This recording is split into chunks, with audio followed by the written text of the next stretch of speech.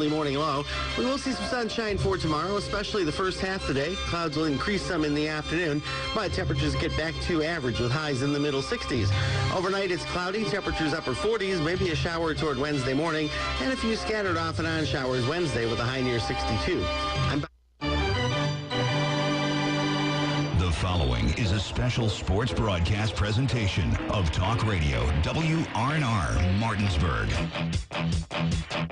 Play ball! It's time for the fun and excitement of West Virginia high school baseball.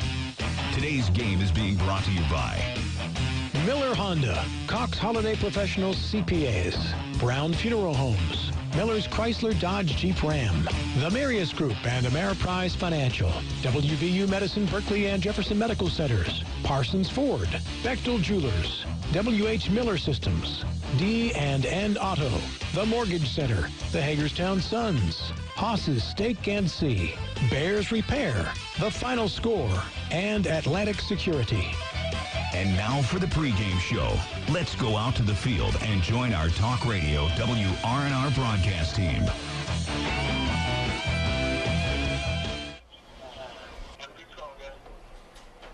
Welcome in across the Eastern Panhandle or wherever you may be listening tonight. It's high school baseball, the Mingo Bay Classic from Myrtle Beach, South Carolina. We're at Socastee High School tonight. It's the host, Socastee, welcoming the Jefferson Cougars from Shenandoah Junction. Matt Crawford here with you. Gary Geffert to my left. Matt Miller running the TV10 camera, the third member of our broadcast crew this evening. And a big thanks to Caleb Falero back at the studios in Martinsburg, West Virginia. Well, Gary, a good game earlier that unfortunately didn't go Martinsburg's way as we kind of previewed the tournament a little bit earlier. It was a tight game between them and Atlantic Shores that came down to a play at the plate. It was, and it was a bang-bang play where the third baseman, I thought, just made a great throw. He had no time to hesitate and no room for error at all to throw the guy out at home plate as Trent Sherman came around third base on it and hit to right field. Yeah, it was a phenomenal game and a great way for us to get things kicked off. Obviously, you would like Martinsburg to have come away with that victory, but a great way to get things kicked off and a good game on hand here tonight. Again, it's the Jefferson Cougars coming in at 14-3, while Socastee, the Braves, come in at 8-10 on the season. So Jefferson, the favorite when you look at the records here, and when you look up and down this lineup, Gary, Jefferson hitting the ball very well, pitching the ball very well. Socastee still trying to find their groove a little bit this year. Yeah, Socastee as a team just is not hitting at all. Their team batting average is .209, and as you pointed out earlier when driving over here, even their on-base percentage is just .327, a little over .300. They haven't hit a home run yet. They only score about a little less than 4 runs a game, but they don't give up a lot of runs. They're only giving up their earned run average is about 4, 6, 7, and they've only been giving up about 5.5 runs a game. So it seems they have some pitching and a little bit of defense there. Jefferson, however, is really well balanced. They're hitting over 300. Their on-base percentage is over 400.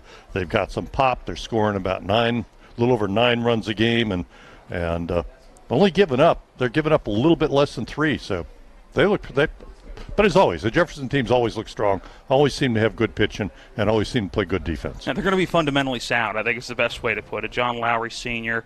Coming into his 47th year this year, the active winningest coach across the entire country, not just in West Virginia. He is at 1,319 wins. He got that 19th win Wednesday against Washington when Jefferson got their 1,300th win in program history. That's not too shabby. No, it's not. And it's not luck that his teams do so well. I mean, his teams are always well coached, always have good discipline on the field, and play fundamental baseball. All right, we got to get in our first break. When we come back, we will hear from the man himself, John Lowery Sr., in our coach's interview. This is the pregame show brought to you by W. Harley Miller Systems, providing custom integration services for home and office automation, home theater, networking, audio, video distribution, and more. Call 304-350-1931 or go to WHMsystems.com. We'll hear from John Lowery coming up next in our pregame show. This is high school baseball on Talk Radio WRNR and TV10. When you're hurting, we're here. When things are confusing, we're here. When you need answers, we're here. Brown Funeral Home. We've been caring for families like yours for generations. since 1880. Whether you want to plan ahead or you need us now. Our families are precious to us, and so are yours. Brown Funeral Home in Martinsburg, Inwood, and Charlestown Ranson. We're here when you need us. If you hang the WVU Medicine sign, certainly has helped take us to another level. He literally saved my life. It's just mind-boggling to me that he was able to do what he did. We're able to affect much more of a difference for our patients with these resources. Having people treated locally enhances their overall care. They treat you great, and they're down to earth in the West Virginia way that all West Virginians treat each other.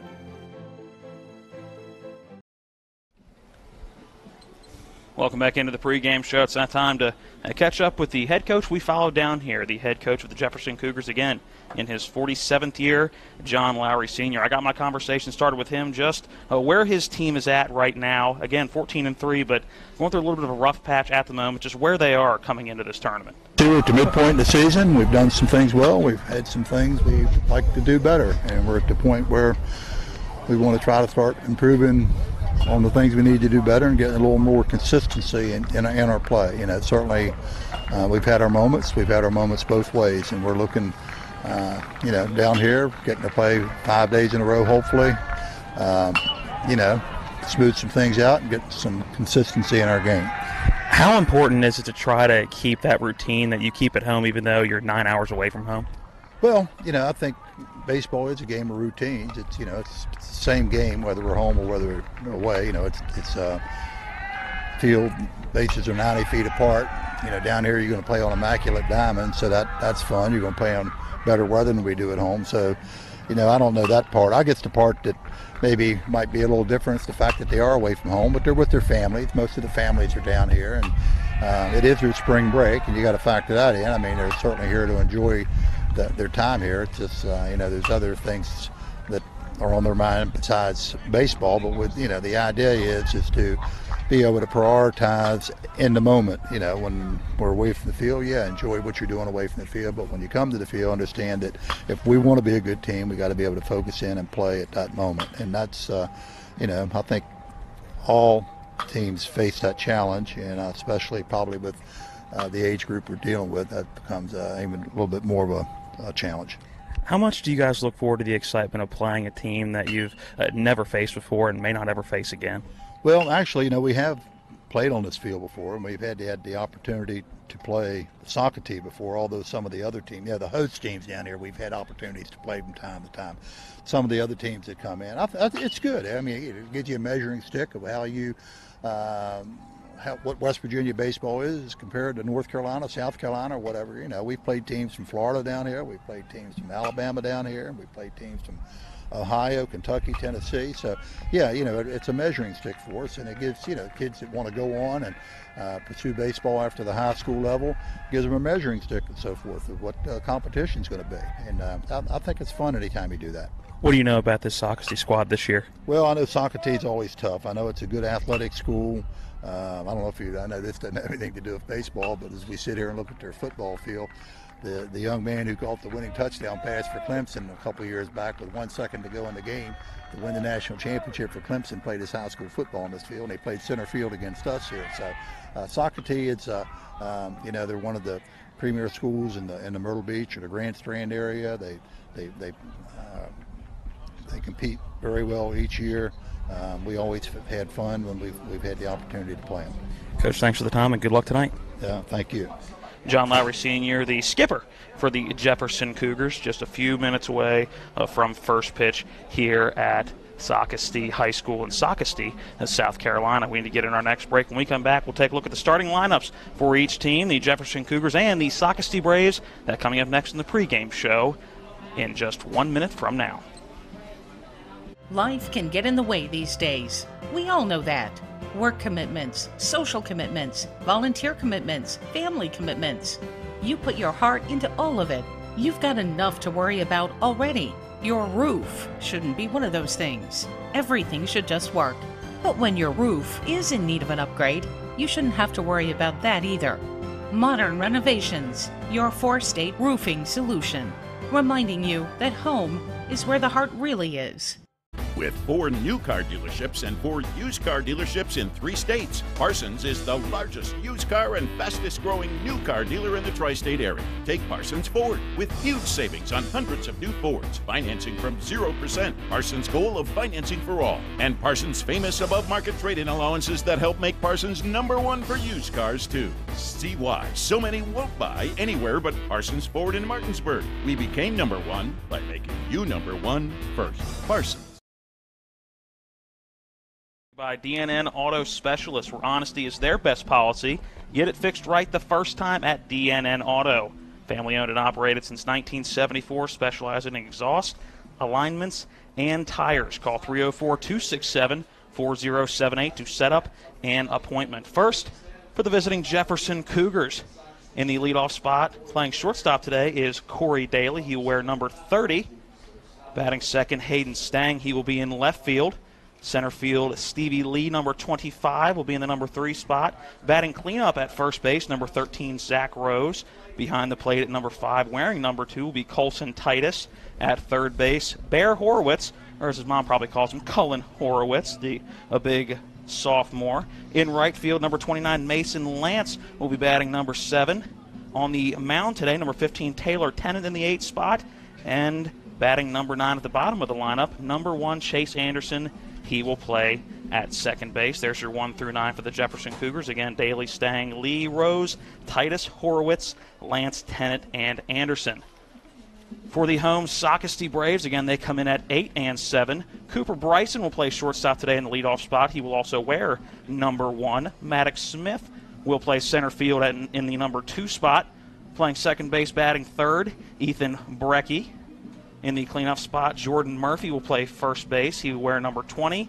Dylan Cooney is on the mound today for the Braves of Socastee. He will wear number 16. Number 8 playing left field, Bryson Reeder. In the 7th spot, Seth McKinney.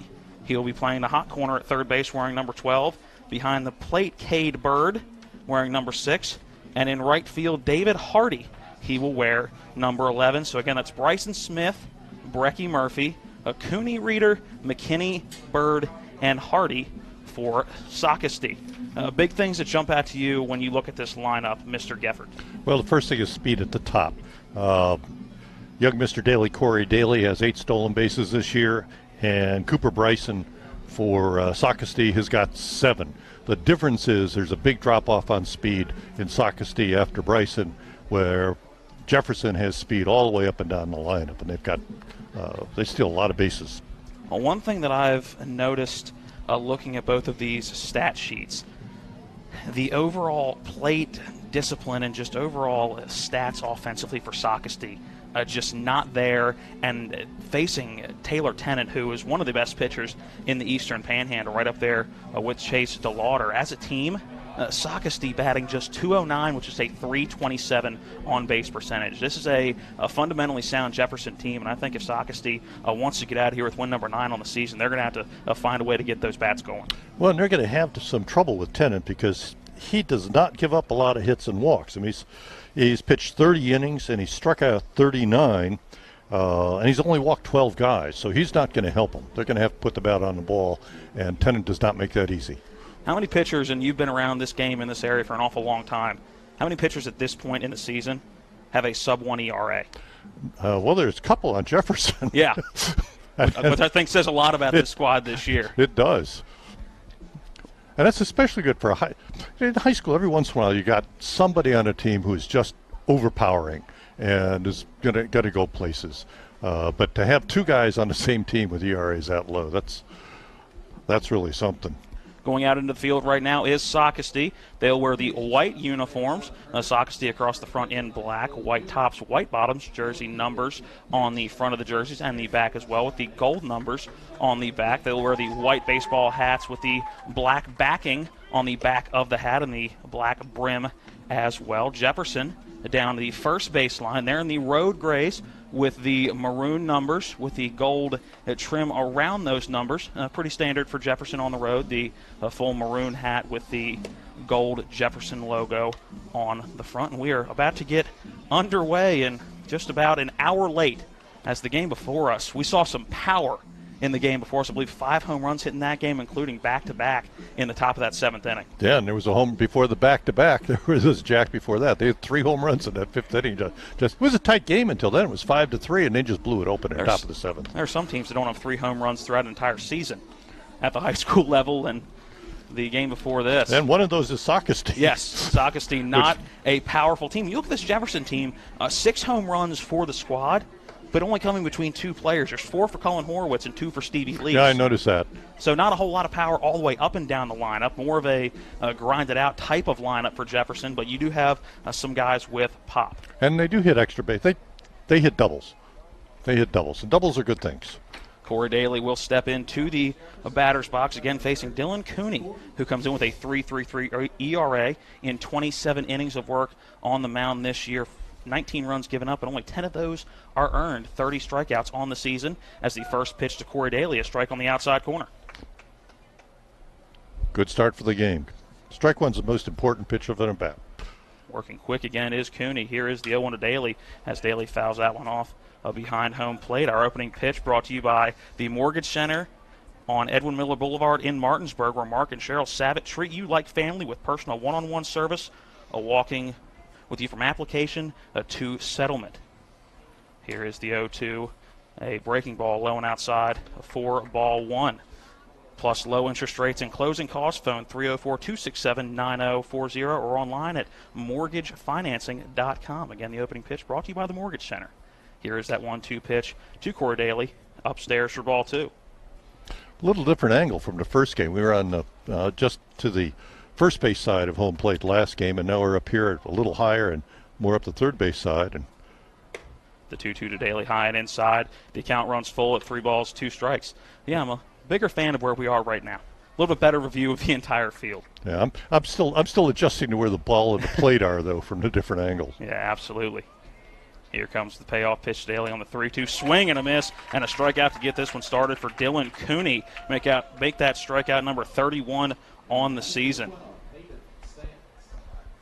So a strikeout to get this one started, and a good sign for Socastee. Stepping up now, left fielder Hayden Stang comes in batting .271. Will bat from the left side as he takes ball 1 outside. Stang, a .271 hitter, 13 for 48 on the season, a .364 on-base percentage. Here comes the 1-0. That one high over top of catcher Cade Bird. 2 balls, no strikes. And it's this. Cooney seems to punish strikes when he throws nearly 69% of hitters' first pitch strikes. So. Here comes that 2-0. Low and inside, and did it get him? Yes, it did. Got him on the outside foot, so Hayden Stang on the 2-0 will take first base on the hit by pitch. So a runner on with 1 out here in the top of inning number 1 as we bring in the third member of our broadcast crew, Matt Miller. Matt, how's it going running the camera? Pretty good so far, I believe. You believe? Can you give me a definitive on that? Looks good from my angle. How's that? That's even better. Again, Matt and I will be alternating play-by-play and camera duties throughout this tournament, pretty much switching each day. Matt will get the mornings or the more marquee matchup, if you will, in our minds. But again, a good matchup no matter where you are in Myrtle Beach watching baseball right now.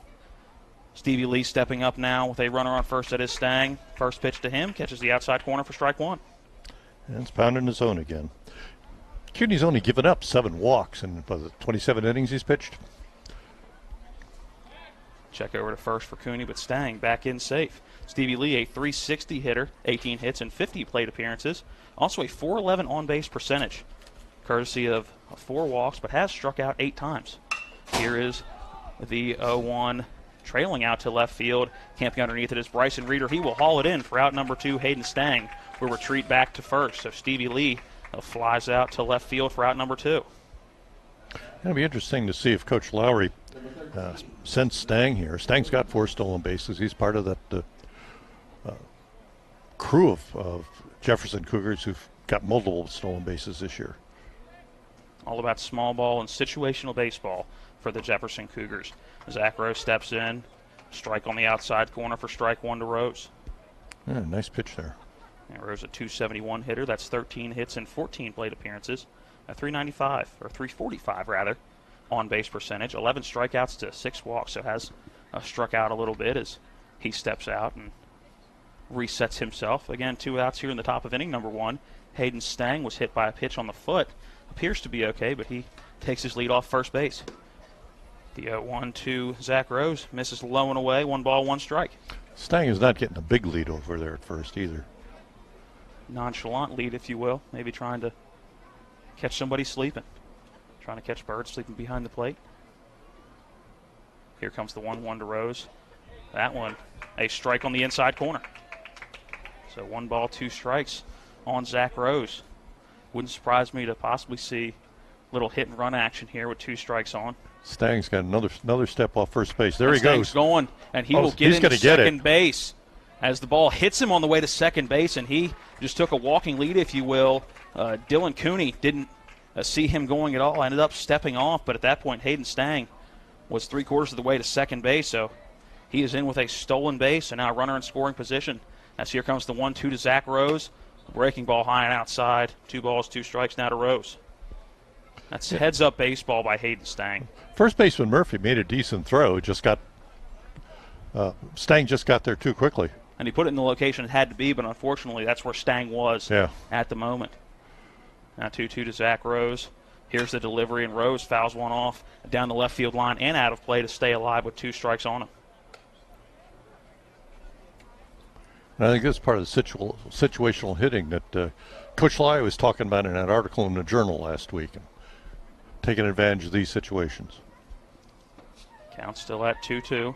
Here's that 2-2 pitch low and in the dirt. And going to third is Hayden Stang. Will he get there? He gets in around the tag. The ball beat him there. Seth McKinney just could not apply the tag at third base. And Hayden Stang on the ball in the dirt advances to third. So now he's just 90 feet away with some heads-up base running. Yeah, the ball beat him, but the throw was high. And the third baseman had to reach up, get it, and then try and bring it down. And McKinney just couldn't do it in time to beat Stang. 3-2. The count now to Zach Rose. 2 outs here in the inning.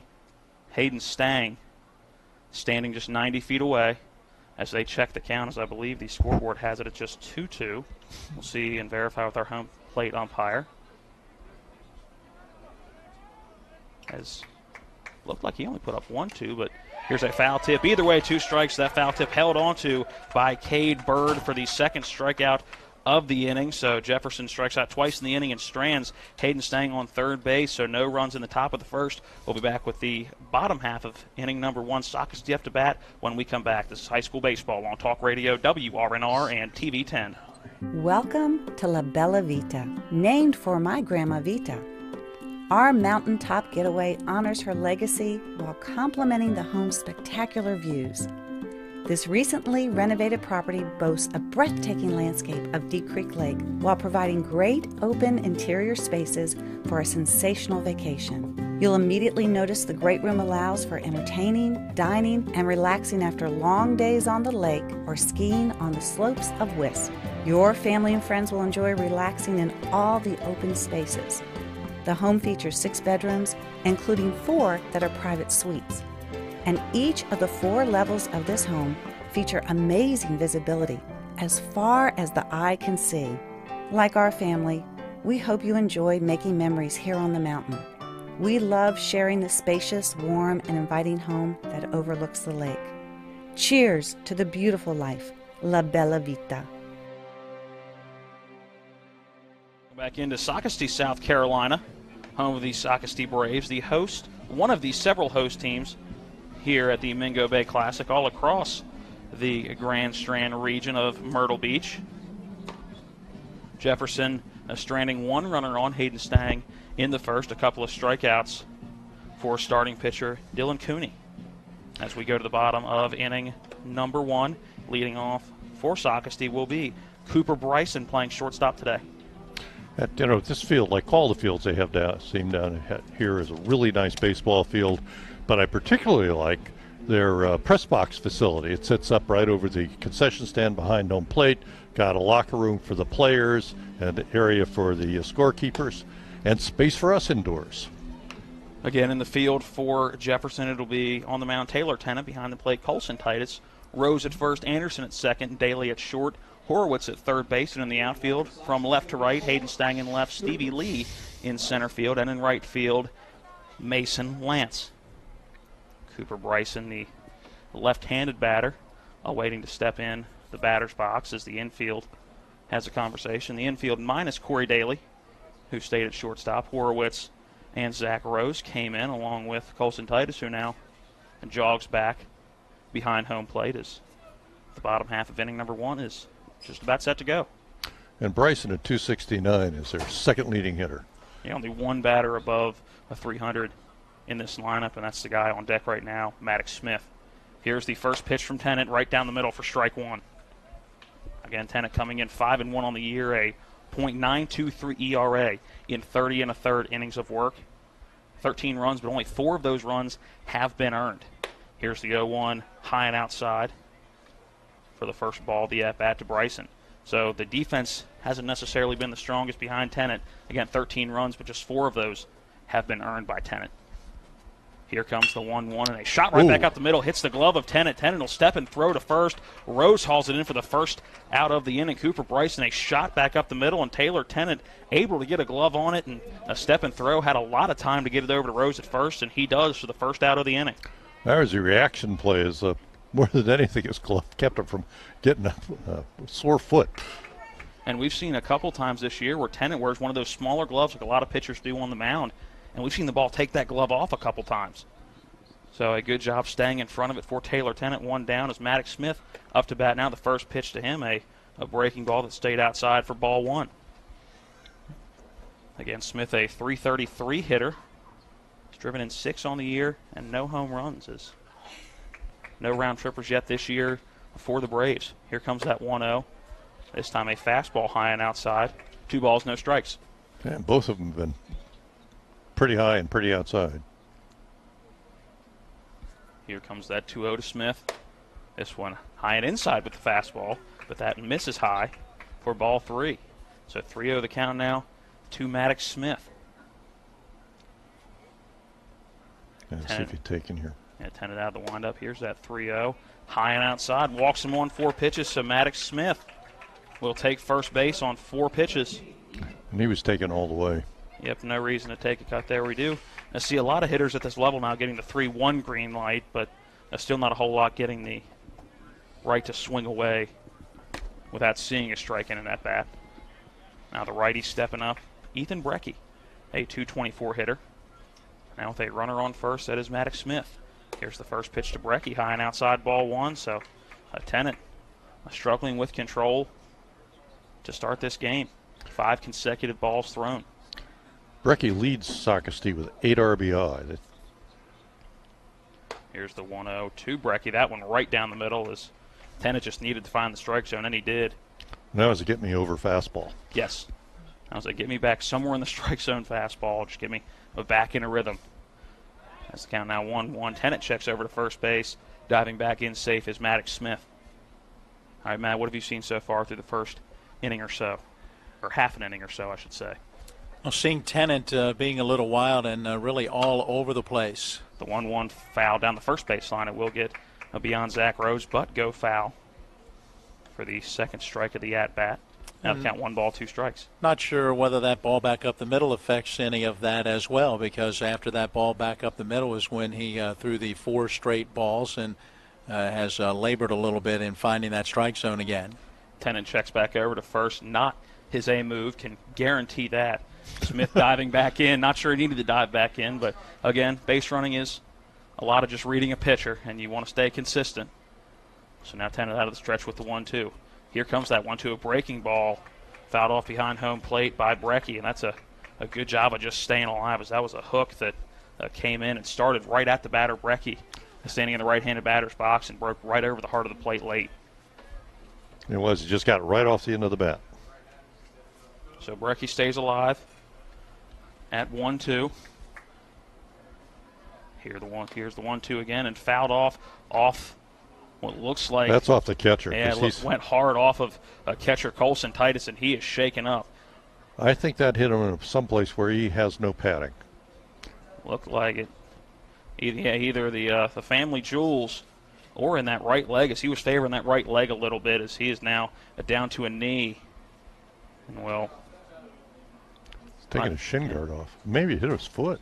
And he may just be retying his shoe, or may just be stretching and trying to make some movement. As he's a catcher, he's a tough one. You're not going to get too many catchers to bow out, as he's now behind home plate. The infield giving their man behind the plate a little bit of time. But with all that happening, a good job staying alive by Ethan Brecky. Again, barely got a piece of that one. Got enough that it came hard off of the bat and yet hit Colson Titus somewhere in that lower body. Tennant checks back to first. Again, Smith in safe. I'm sure the coach gave him some wise advice, that something like, just stop hurting when the pain passes. Yep. Guessing not a whole lot of lovey-dovey stuff coming from John Lowery Sr. So again, the 1-2 to Brecky. Here it is, low in the dirt. Going for second is Smith. A little late on the throws. It gets into center field. Smith will be in safe and have to hold at second. The throw from Colson Titus got away from shortstop Corey Daly into center field. Smith got a good jump on that, too. He did get a good jump, and that's smart base running. Obviously, you don't want to take advantage of somebody injured, but you know Titus was in at least a little bit of pain on that pitch, so at this point in the game, you got to take advantage in any little way you can. That ball, again, was low in the dirt, so now 2 balls, 2 strikes of the count to Brecky. Now runner in scoring position. Here comes that 2-2. Outer edge. Will not catch the outer edge of the strike zone, so the count now runs full, a 3-2. That's a very borderline pitch that in a lot of these tournament situations is going to be called a strike. Yeah. Brecky's stringing out this at-bat. This will be the 8th pitch of the at-bat. Count runs full. Here's the payoff pitch to Brecky. That one low and outside in the dirt. Now advancing to third will be Maddox Smith, as Colson Titus has to run it down about 10 feet behind him. So runners at the corners now, just 1 out in the inning. On the base on balls for Ethan Brecky. Jordan Murphy now will step up to the plate. So the second walk of this inning, back-to-back walks after a rocket back up the middle was snagged by Taylor Tennant. It's unusual wildness for Tennant. That pitch hit just in front of Titus's glove and bounced right up over it. He just couldn't move over quick enough. Again, possibly still in a little bit of pain. Down home plate, so maybe not quite as limber as he usually is. He now will step in front of home plate and give the first and third defensive signals. Now backpedal back behind home plate. As again, Jordan Murphy stepping to the plate, a .269 hitter, has driven in 6. Could have number 7 standing just 90 feet away. First pitch in the dirt. Low, a good block by Colson Titus, ball 1. Certainly one thing you're seeing here is the pitch count go up for Taylor Tennant, something that I'm sure the coaching staff a little concerned with, as they'd like him to go deep into this game. So now we'll have a Jefferson assistant walk out, not John Lowery Sr., so I don't think we're going to see a pitching change, although it wouldn't be all that rare to see that kind of a change from Coach Lowery. We've seen pitchers come out much earlier in the game and for much less. Again, he has when you've been in the business for 47 years at one school, you've seen just about everything and seen just about every character of kid. So he's a pretty good judge of when a pitcher's on and when a pitcher's off. Still much to see. Something intended, obviously. I mean, you got a guy who's got a sub-1 ERA. You got faith in him. So we'll see how long of a leash, rather, Tennant has. Coach Ken Cross going out to hold that conversation on the mound, try to settle things down a little bit for Tennant. A 1-0 count to Jordan Murphy. Murphy, the cleanup batter, playing first base today. Murphy's on-base percentage, .333. It's courtesy of 3 walks as the 1-0 pitch fouled off the fencing a little bit to our right. Count now draws even at 1-1. Yeah, and sometimes it's not anything that the coach says to the pitcher when he goes out there. Just gives him a little bit of breather, slows things down, lets the pitcher be able to get back in his rhythm. I hear candlesticks are a nice gift. The 1-1, a breaking ball that does get the front shoulder, just grazes the jersey, which is part of the body of Jordan Murphy, and he will take first base on a hit by pitch. Well, Mr. Cooney here gets a chance to help himself. Yeah, Dylan Cooney, the starting pitcher for the Socastee Braves, will step in. The righty batting 160 on the year, driven in 4. Again, 2 ducks on the pond now. The first pitch to Cooney. strike on the outer edge. I think that's the first pitch up in the zone that Tennant's got. We've seen Tennant get out of quite a few jams over the last couple years. Let's see if he's got one in him now. The 0-1, a big swing and a miss as Cooney bailed out on that one. The front foot came out, the shoulder came out, and he was trying to drive one to the gap where it says Socastee out in the windscreen in left field. He was not close to that pitch, though. Here comes the 0-2 to Cooney. A breaking ball high and inside. As Cooney bailed out of the way, that one coming for his head. A breaking ball. Colson Titus able to stand up and snag it, not letting it get to the backstop, so all the runners have to hold. The bases loaded. Maddox Smith at third. Ethan Brecky at second. First base is Jordan Murphy. Tennant's threw a couple of those breaking balls that just didn't break. The 1-2 out of the windup. Swing and a miss for the first strikeout of the day for Taylor Tennant, and a big out at that. The second out of the inning with the bases loaded. So now a force at any base to get the third out. So a ground ball here would be huge, or a pop fly. Any out at this point if you're Taylor Tennant would be huge, as this first inning has cost you a lot of pitches and been tough to get through. The first pitch to Bryson Reeder, swing and a miss for strike one. And Reeder's got 8 RBI in the season, but this is part of Socastee's problem. And Reeder's just not hitting either. He's at 189. Here is the 0-1 to Reeder. Low for ball one.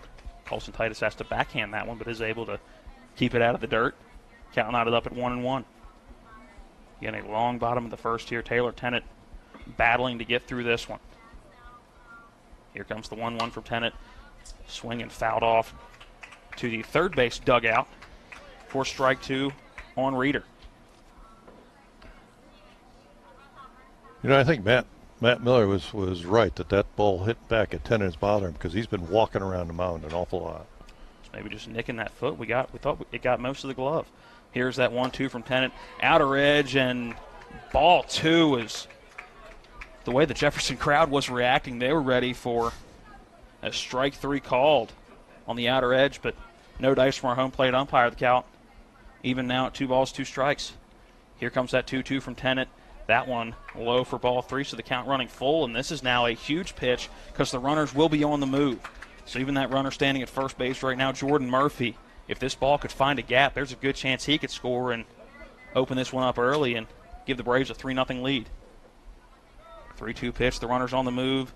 Out of the windup, here's Tennant. Low and outside, ball 4, and a run will cross the plate on the full count walk. Scoring Maddox Smith from third base. Advancing to third will be Ethan Brecky. Jordan Murphy to second. And now Bryson Reeder will stand on first base with an RBI walk.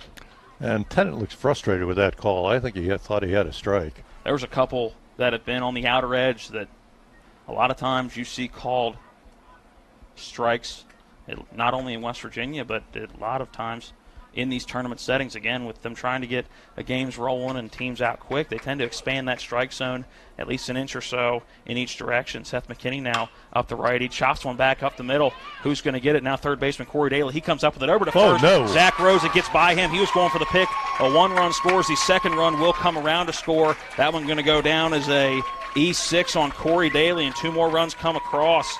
Ethan Brecky scoring from third and coming around to score. Jordan Murphy from second base. Advancing to third, Bryson Reeder.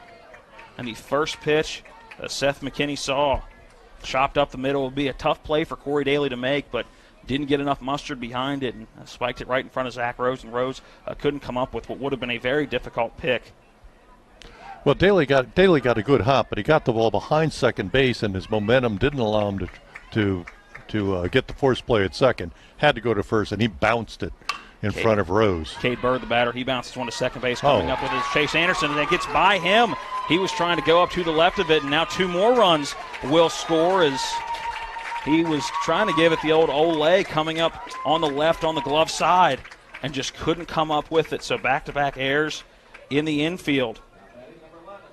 And just putting the ball in play right now is Socastee, and it's given them 4 runs in this inning, as we will get a courtesy runner at first base for catcher Cade Bird. Looks like number 9. We will Chris Rosenthal. And that was just just a lack of concentration. Didn't square up on the ball. He had time. And now the number 9 batter up, that is David Hardy, playing right field today. And again, it's Rosenthal standing at first base, a foul ball behind our press box position. So David Hardy now behind in the count, 0-2. Hardy coming in just a 184 hitter. Playing right field in today's game. Where's number 11? The right-handed batter. Here comes that 0-2, low and outside, ball 1 to Hardy. So Taylor Tennant gotten a few batters with 2 strikes, just can't seem to put them away. He's trying to be a little bit too fine, I think. It's now 5 runs across here in the bottom of the first. The 1-2 high and inside. Count knotted up at 2-2. That's it. I mean, I understand Tennant's trying to pitch well and pitch low and hit the corners, but you got a team that just doesn't hit, and you just got to challenge him. If they're having trouble, just throw it by him. So I think Tennant can do that. Absolutely. Time at the plate taken by David Hardy prior to the 2-2 pitch upcoming. 2 outs here in the bottom of inning number 1. Here comes that 2-2 to Hardy. Swing and a miss, and Tennant retires Hardy for the second strikeout of the inning. But Socastee did go 1 through 9 in the bottom of inning number 1. And 5 runs do cross the plate for the Braves as we head to the top of inning number 2. Right now it's Socastee 5, Jefferson 0. Ron Hawker here. You have no idea what Johnny's goes through to bring you the best seafood around. We have snow crab clusters, shrimp, crab meat, fish, all the best seafood you want at Johnny's. It's a tough job out here, but our customers are worth it. Johnny's with 2 great locations, 1456 Winchester Avenue, Martinsburg, and Route 11 south in Chambersburg. The National Maritime Center primary mission is to credential all U.S. mariners. We have approximately 250 employees here in Martinsburg, West Virginia. Most people aren't aware of the quality of life here in Berkeley County. We have a lot of employees that are from the area. We obviously have folks that have to do tours here, and it's kind of a little bit of a hidden secret of how nice the quality of life is here.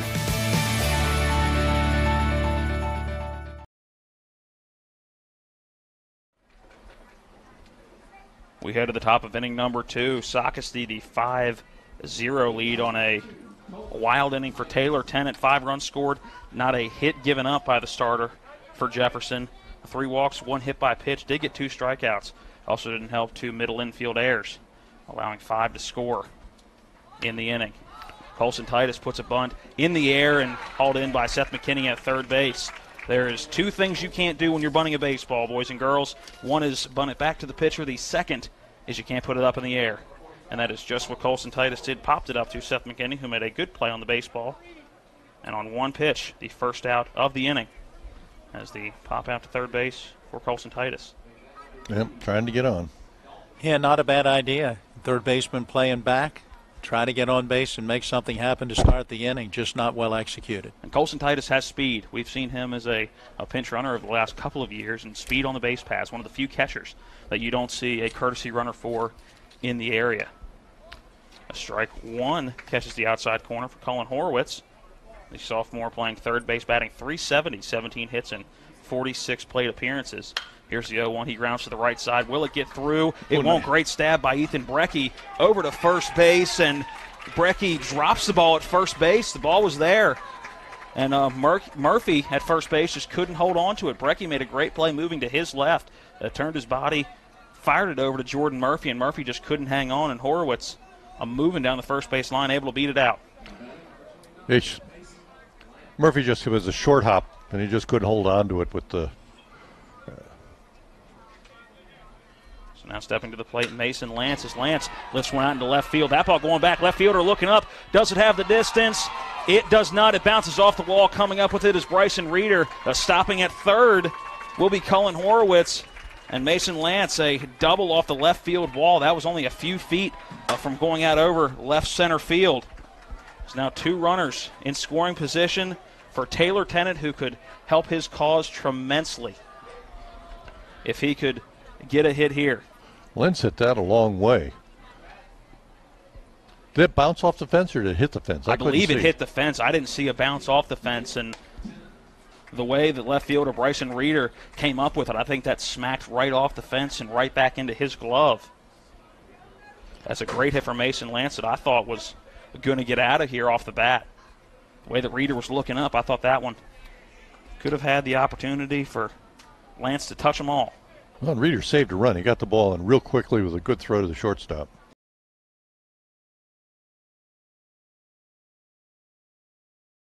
Tennant up to bat, breaking ball, catches the inner edge for strike one. And Mason Lance saw something he liked. That was the first pitch he's seen all day and took that one on a ride to left center. Time taken at the plate by Taylor Tennant. Again, could help his cause tremendously. He's driven in 9 on the year. Comes in a .303 batting average. It's 10 hits and 33 plate appearances. Also a .400 on-base percentage. Here's the 0-1. That breaking ball stays inside for ball one. He just needs to put the ball in play. They need to get at least one this inning. Tennant 5 walks on the year to just 4 strikeouts. Here's the 1-1. Strike 2 on the outer third. Yeah, Gary, as you said, important when you give up runs to try to answer with a run or two in your next at bat. Big opportunity here for Jefferson. Here comes that 1-2 to Tennant. Swing and a miss, and Tennant goes down on strikes.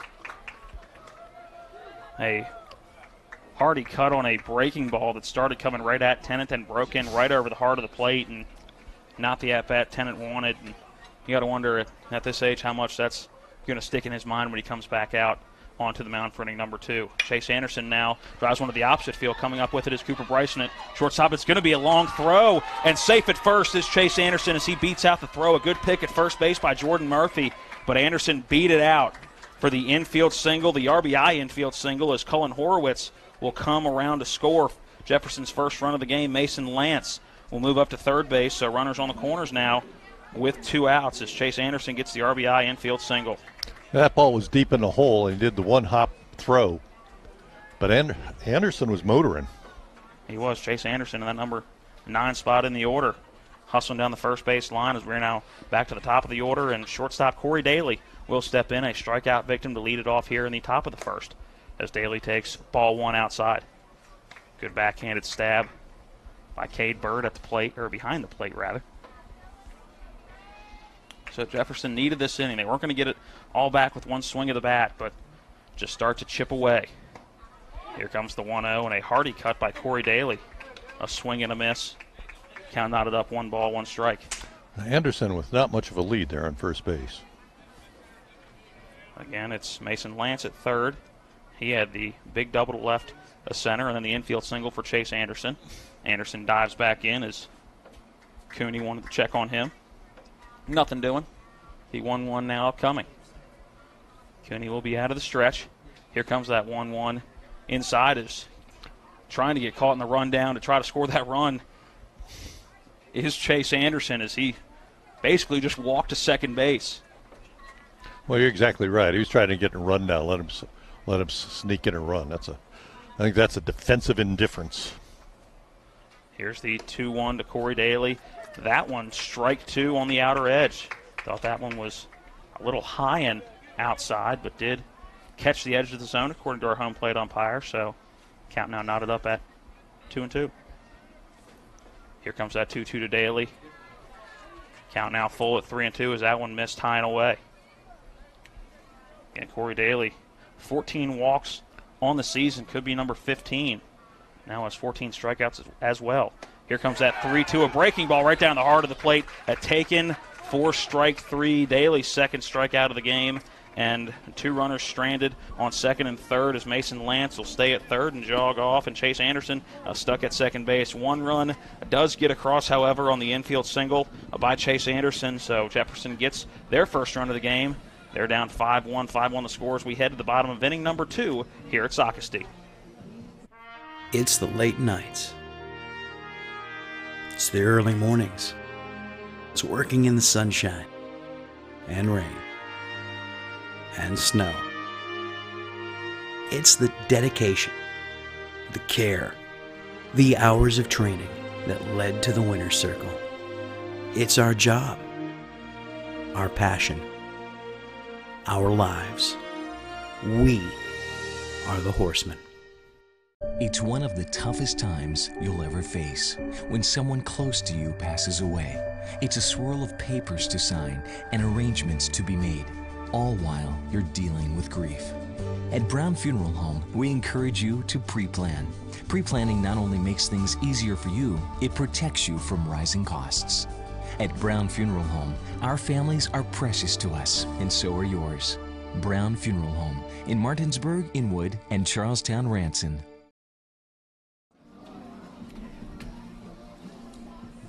Well, who else is there? Cullen Horwitz now on the mound for Jefferson. Taylor Tennant only going to go 1 inning.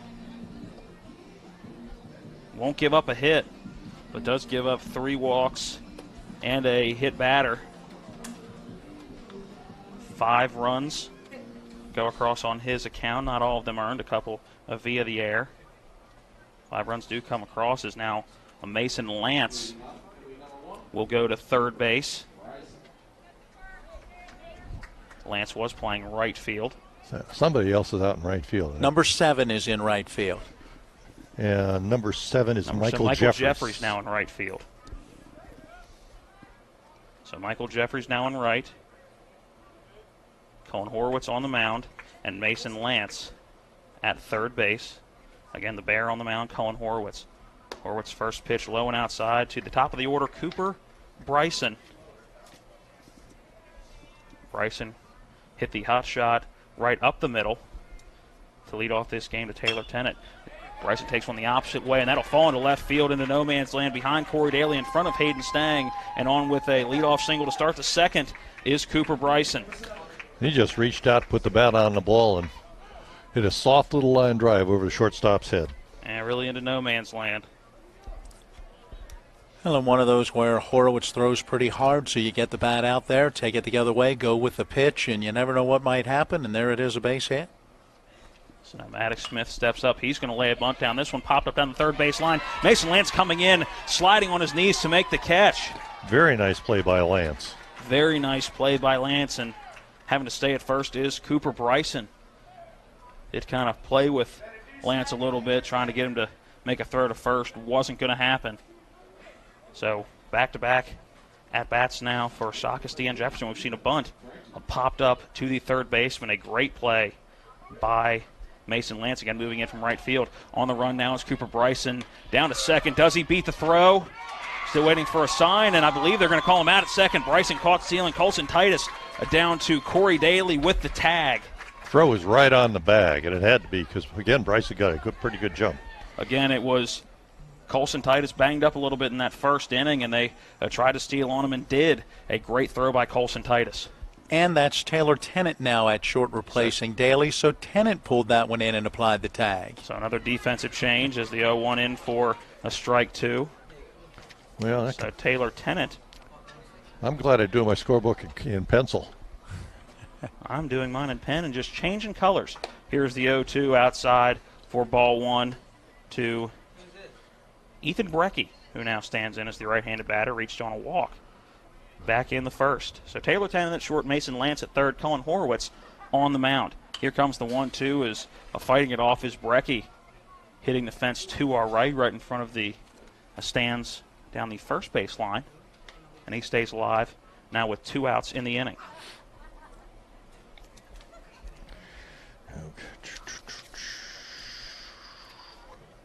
So Jeffries is leadoff now. Here comes the 1-2 high and outside for ball 2. Count knotted up to Ethan Brecky. So the first out of the inning, a pop out to Mason Lance at third on a bunt attempt, then caught stealing was Cooper Bryson. Here comes a 2-2 from Horowitz. That one low in the dirt for ball 3, and the count runs full. Horowitz not spending a lot of time on the mound so far this season. In fact, Matt, we saw him get his first appearance on the mound in one of our games back at home about a week ago. Fouling off the 3-2 is Ethan Brecky, and the count remains full with 2 outs here in the bottom of inning number 2. Again, Taylor Tennant pulled after just 1 inning. 5 runs come across on his accord. As here comes the 3-2 again. This one low and inside. Ethan Brecky will take first base. Horowitz has only pitched 2 innings so far this year. Hasn't given up a hit, but gave up 2 unearned runs, walked a guy, struck out a couple, and hit one. Taylor Tennant coming in to talk to Cullen Horowitz. Again, Tennant now at shortstop. Corey Daly did start at shortstop. Guys, I got to imagine the decision to spell Tennant at that time had to do with the pitch count as it was in that first inning and an opportunity to have him available later in this tournament. A swing and a miss. Jordan Murphy on the first pitch he sees. Now down 0-1. And, Matt, you mentioned the pitch count. 35 pitches in that first inning for Taylor Tennant. Horowitz comes set for the 0-1. Outside check down to throw for Colson Titus, and it gets by Zach Rose at first base, but holding after the dive back in is Ethan Brecky. And if that ball's a little more on the money, I think they get Brecky diving back in. I think so, too. Looks like Brecky hurt his hand diving back in. Possibly getting stepped on by Zach Rose, as Rose had to leap to try to get that one. It did careen into right field. A good job by Michael Jeffries coming in and backing that one up. Again, Jeffries, the defensive addition here in the bottom of inning number 2. Count now 1-1 to Jordan Murphy. Here's the payoff on the 1-1. A strike on the inner edge.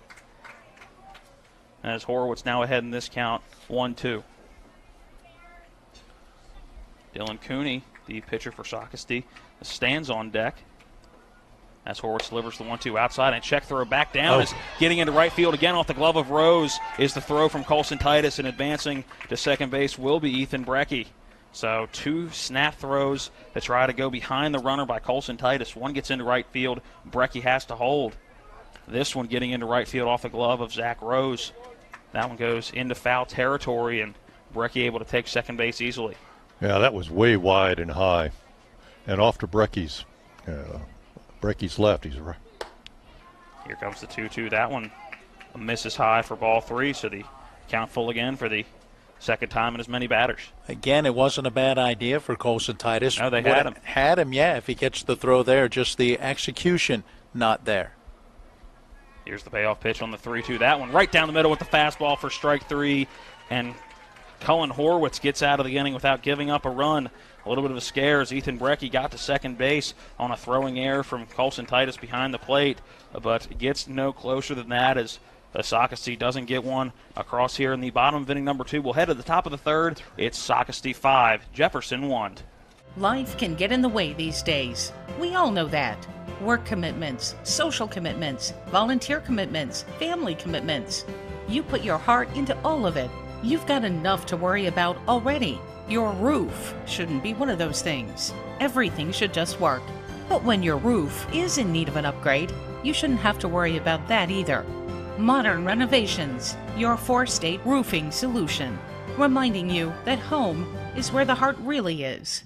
The level of care that I got at WVU Medicine was top-notch. If you're not progressing in healthcare, you're falling behind. Is really an integration, looking at a clinical care network, looking at the good people who can help push the envelope and raise the bar for delivering quality healthcare product. To have my life back is absolutely a blessing. I am beyond thankful for WVU Medicine. I absolutely 100% have my life back.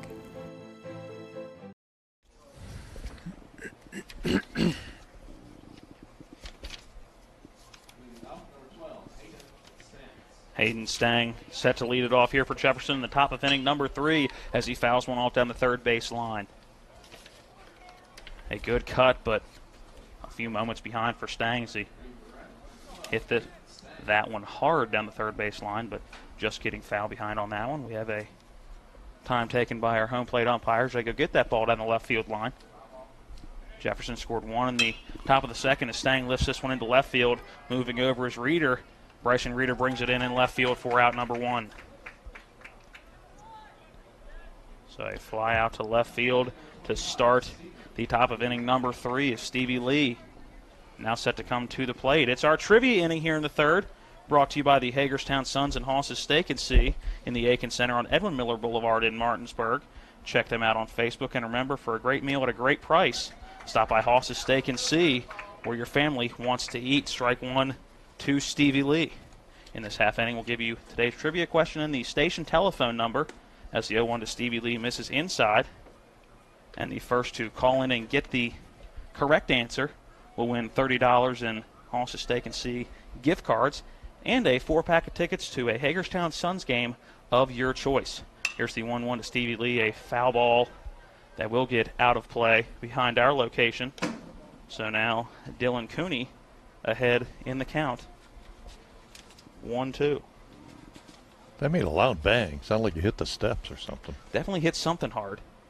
Here's the 1-2 to Stevie Lee. This one in the dirt with the breaking ball from Cooney. The count now knotted up at 2-2.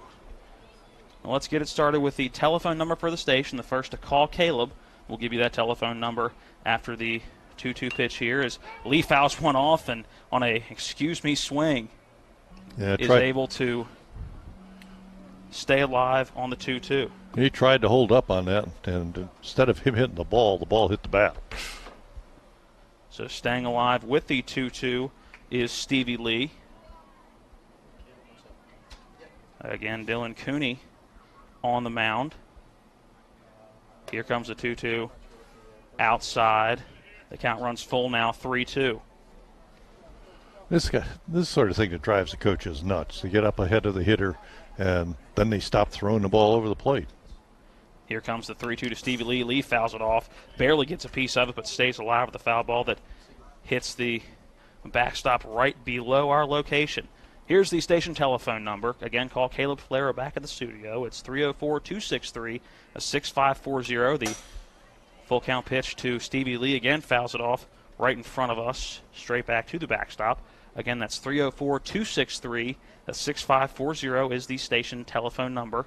We will give you the question coming up in the next batter as a strike three on a check swing to Stevie Lee as he goes down for the second out of the inning. Not sure if they're going to get that on the swing or the location, but it was going to be a strike no matter what. So a strikeout for out number 2 in this inning. But a good at-bat for Stevie Lee. Eight pitches in that at-bat. That brings up now the left-hander, Zach Rose. Again, we'll try to get that trivia question in. If not, we'll give it to you in the bottom of inning number 3. That's the first pitch to Rose, a swing and a miss. He's now down 0-1. All right, let's try to get the question in so you have time to think about it. Against what team did Babe Ruth hit his first career home run? Against what team did Babe Ruth hit his first career home run? The 0-1 fouled off down the first baseline, getting out of play off the bat of Zach Rose. Rose now down in the count, 0-2. Again, the station telephone number, 304-263-6540. And against what team did Babe Ruth hit his first career home run? The 0-2 outside to Zach Rose. 1 ball, 2 strikes. Make that 2 balls, 2 strikes. I had 1 and 2. Yeah, okay, I had 1, 2. I got 1 and 2 also. All right, so here's the 1-2 to Zach Rose, and a towering fly ball. Will it get out of play? Cade Bird looking up, but it will get out of play. So Zach Rose staying alive on the 1-2. Again, needed to trust my own scorebook there without looking out at the scoreboard to verify. But 1-2 now the count to Zach Rose. Or remains the count to Zach Rose, I guess would be the better way to say that. Again, the station telephone number, 304-263-6540. The question, against what team did Babe Ruth hit his first career home run? And this will get you a $30 gift certificate to Hoss's and 4 Hagerstown Suns baseball tickets. Now the count 2-2 to Zach Rose as he takes that one low in the dirt and inside. Let me turn Matt's mic back up. All right, Matt, try that one for size. Just going to say, speaking of the Suns, playing well at home after going 2-5 to open the season with a 7-game road trip, and they are still at home tonight, tomorrow, and Wednesday. The 2-2 low and in the dirt bounces away from Kane Bird. No runners on, so no damage, but the count now full at 3 balls, 2 strikes to Zach Rose. This is 2 hitters in a row where CUNY's had the advantage. First 1-2 and this time 0-2 and has given it away. A full count here, 2 outs. Here's the pitch to Zach Rose. Fouls this one off behind home plate over our press box location. Staying alive. Another long at bat, 7 pitches so far. And we had 8 to Stevie Lee, the previous batter. Hayden Stang went down on just 2 pitches to see a flat out to left field to get this inning started. 5-1 your score here in the top of inning number 3 from Socastee High School, part of the Mingo Bay Classic. Jefferson plating their lone run of the game back in the top of the second. The bottom of the first, it was 5 runs in their first at-bat for Socastee. Here's the 3-2 on the outer edge. Misses low and away on the breaking ball that I think just cut back in just a little too late. So taking first base will be Zach Rose. Catcher talking about where that pitch was. And another 8-pitch at-bat. So 16 pitches over the last 2 batters from the right arm of Dylan Cooney. And this is one of these situations where you take advantage of a pitcher because they get tired in the inning. Colson Titus fouls off his first pitch a little bit to our right behind home plate. I'm sure you heard it hit the fence on our crowd mic. Now behind on the count, 0-1. Titus' first at-bat was a bunt attempt that popped out to the third baseman. Here's that 0-1, a breaking ball catches the outside edge for strike 2. That's not a sharp breaking ball. It's got a nice sweep to it. It's a gradual breaking ball that starts inside and breaks nearly across the entire strike zone. So here comes that 0-2 to Titus. Titus flies this one into the infield on the right side of the infield. Coming over, making the play is Jordan Murphy, but not a play that he's going to want to watch again. Is able to bring it in for the third out of the inning, but a little behind him as he had to stumble backwards to make that catch, but does haul it in for the third out of the inning. No runs across in the top of inning number 3. We'll go to the bottom of inning number 3 when we come back. It's Socastee 5, Jefferson 1. Life can get in the way these days. We all know that. Work commitments, social commitments, volunteer commitments, family commitments. You put your heart into all of it. You've got enough to worry about already. Your roof shouldn't be one of those things. Everything should just work. But when your roof is in need of an upgrade, you shouldn't have to worry about that either. Modern Renovations, your 4-state roofing solution. Reminding you that home is where the heart really is. The level of care that I got at WVU Medicine was top-notch. If you're not progressing in healthcare, you're falling behind. Is really an integration, looking at a clinical care network, looking at the good people who can help push the envelope and raise the bar for delivering quality healthcare product. To have my life back is absolutely a blessing. I'm beyond thankful for WVU Medicine. I absolutely 100% have my life back. In the bottom of the third, so. Welcome back in as we head to the bottom of inning number 3. It's Socastee 5, Jefferson 1. A big first inning as Taylor Tennant did not have his A1 stuff. Came in with a sub-1 ERA. Didn't give up a hit in inning number 1, but 3 walks, 1 hit batter, 5 came across the score in that first inning.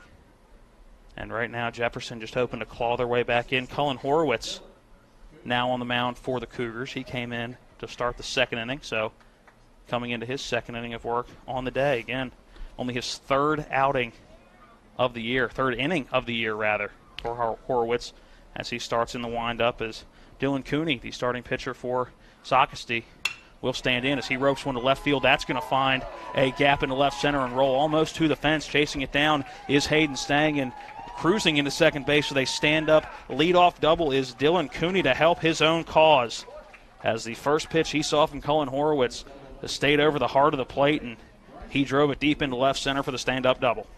No, he did not miss that. Got one up over the plate. And while Cooney isn't hitting for much, I think that's his third double on the year. Yeah, that's his third double on the year. We now get a courtesy runner for Dylan Cooney. Looks like it's going to be number 4, C.T. Hartley. So C.T. Hartley, the courtesy runner for today's starting pitcher, Dylan Cooney, as skipper John Lowery Sr. going to go out and talk to the infield. Yeah, Tennant did not help himself in the first inning, but only one of those runs was earned. Again, and you wonder how much of it may have been physical and or even mental. He had the very first batter of the game, Cooper Bryson, roped one back up the middle, may have nicked his foot or just made him a little hesitant to throw strikes. I mean, you get one roped that quickly back up the middle at you. I don't care how long you've been playing the game of baseball. That still rattles you between the ears a little bit. Yeah, or It looked like he caught the ball in front of his foot, but it may have been just the web of the glove was against his foot, and it hurt a little bit to land. It could be physical, could have been mental. He could have just not been having his best day, away from home, in a different environment. Some days you eat the bear, some days the bear eats you. Exactly. Again, expect him to be competitive the rest of the season. Ball one inside now to Bryson Reeder, who reached on a walk back in the first inning. It was an RBI base on balls back in the first. So now ahead in the count is Reeder. Here's the 1-0 from Horowitz. That one low and outside for ball two. He's got a pound of strikes in. Yep, again, we talked about it. This is a Socastee team that isn't going to blow you in. You look at the stats. So if you're Jefferson, just throw strikes and make them hit it as the 2-0 low and away for ball three. Again, if you're watching on TV 10, you may notice the different colors on the mound. A piece of turf on the mound so they don't have to repair the clay as they check a throw back to second base. Taylor Tennant coming in, but back in safely at second base is C.T. Hartley. It's a piece of turf on the mound, so a little different a feeling than a lot of these pitchers are used to. As here comes the 3-0 right down the middle for strike one. And talking to one of the Socastee players up here before the game, he said he didn't like it because it just felt different. And unless you're playing on a turf infield a lot of times, that is a different feeling, more of an indoor mound type feeling. Here comes the 3-1, a swing and a miss. Bryson Reefer. Now a full count to him. 3 balls, 2 strikes. As we are still looking for the first out of this inning. And it was a leadoff double for starting pitcher Dylan Cooney. As the 3-2 just a bit inside, ball 4. Now runners at first and second. As Seth McKinney steps in, gets a little bit of dirt. No batting gloves for McKinney, a little bit of an old school feel to it, just reaches down and rubs his hands in some dirt as he'll step in with runners at first and second. Catcher Colson Titus giving infield instructions. Again, a force now at first, second, and third if there is a ground ball and a double play opportunity. Here's the first pitch, a bunt that's a foul down the first base line and just in front of Zach Rose, who was charging in. He doesn't get to it as it falls to the turf, but strike one to McKinney. And made the right play in making sure that ball did not spin fair. Again, Caleb, if you get a winner, haven't checked my phone, as we do get a winner. Mike Walter from Downingtown, Pennsylvania is the winner. As a pop fly on the bunt, as coming in to make the catch is Cullen Horowitz on the bunt attempt from Seth McKinney. A pop out to a charging Cullen Horowitz, who his follow-through taking him more towards the first base line. That was a bunt that was popped up more to the third base line, so great reaction from Cullen Horowitz as he comes in for the first out of the inning on the bunt attempt. And that was not an easy play because he's fallen off just slightly to the first base side, had to run over, pick that up way on the third base line. Titus was pointing to second base, but Horowitz did the right thing and not making the throw. So one down now is a swing and a miss. Cade Bird, today's starting catcher, he's down 0-1. So again, congratulations to Mike Walter from Downingtown, Pennsylvania. You've won a pair of $15 Hoss Steak and See gift cards and 4 Hagerstown Suns tickets, as that a waste pitch, if you will, did not count as our home plate umpire allowed time to the batter. And he allowed that pretty late. Very late, as Cullen Horowitz didn't even have time to hesitate, just came all the way through with that pitch. Snap throw back to second base as Horowitz turns, but back into second safely is C.T. Hartley, the courtesy runner for pitcher Dylan Cooney. And that throw was a bit wild. And we've seen some wild throws from the mound, some wild throws behind the runner from catcher Colson Titus. Here's the 0-1 outside for ball 1 to Cade Bird. Well, the throw by the catcher down to first base is not an easy throw because he's not pointing in that direction. He's got to swing the body around, do it quickly, and They tend to go wild. The 1-1 from Horwitz to Bird. He ropes that one down the third base line. In for a fair ball. Wheeling around third is C.T. Hartley. A play at the plate cut off by Mason Lance, so a run will come across. It'll be an RBI single for Cade Bird. Scoring from second base is C.T. Hartley, the courtesy runner for Dylan Cooney, who led off the inning with a double. And now 6-1 the lead for Socastee. A great piece of hitting by Cade Bird. A little ahead on it, but popped it over third baseman Mason Lance with some authority, and charging in was Hayden Stang. He wasn't going to get to it as a solid piece of hitting. An RBI single for Cade Bird. He left that pitch up, and they're hitting a pitch that's up and down the middle.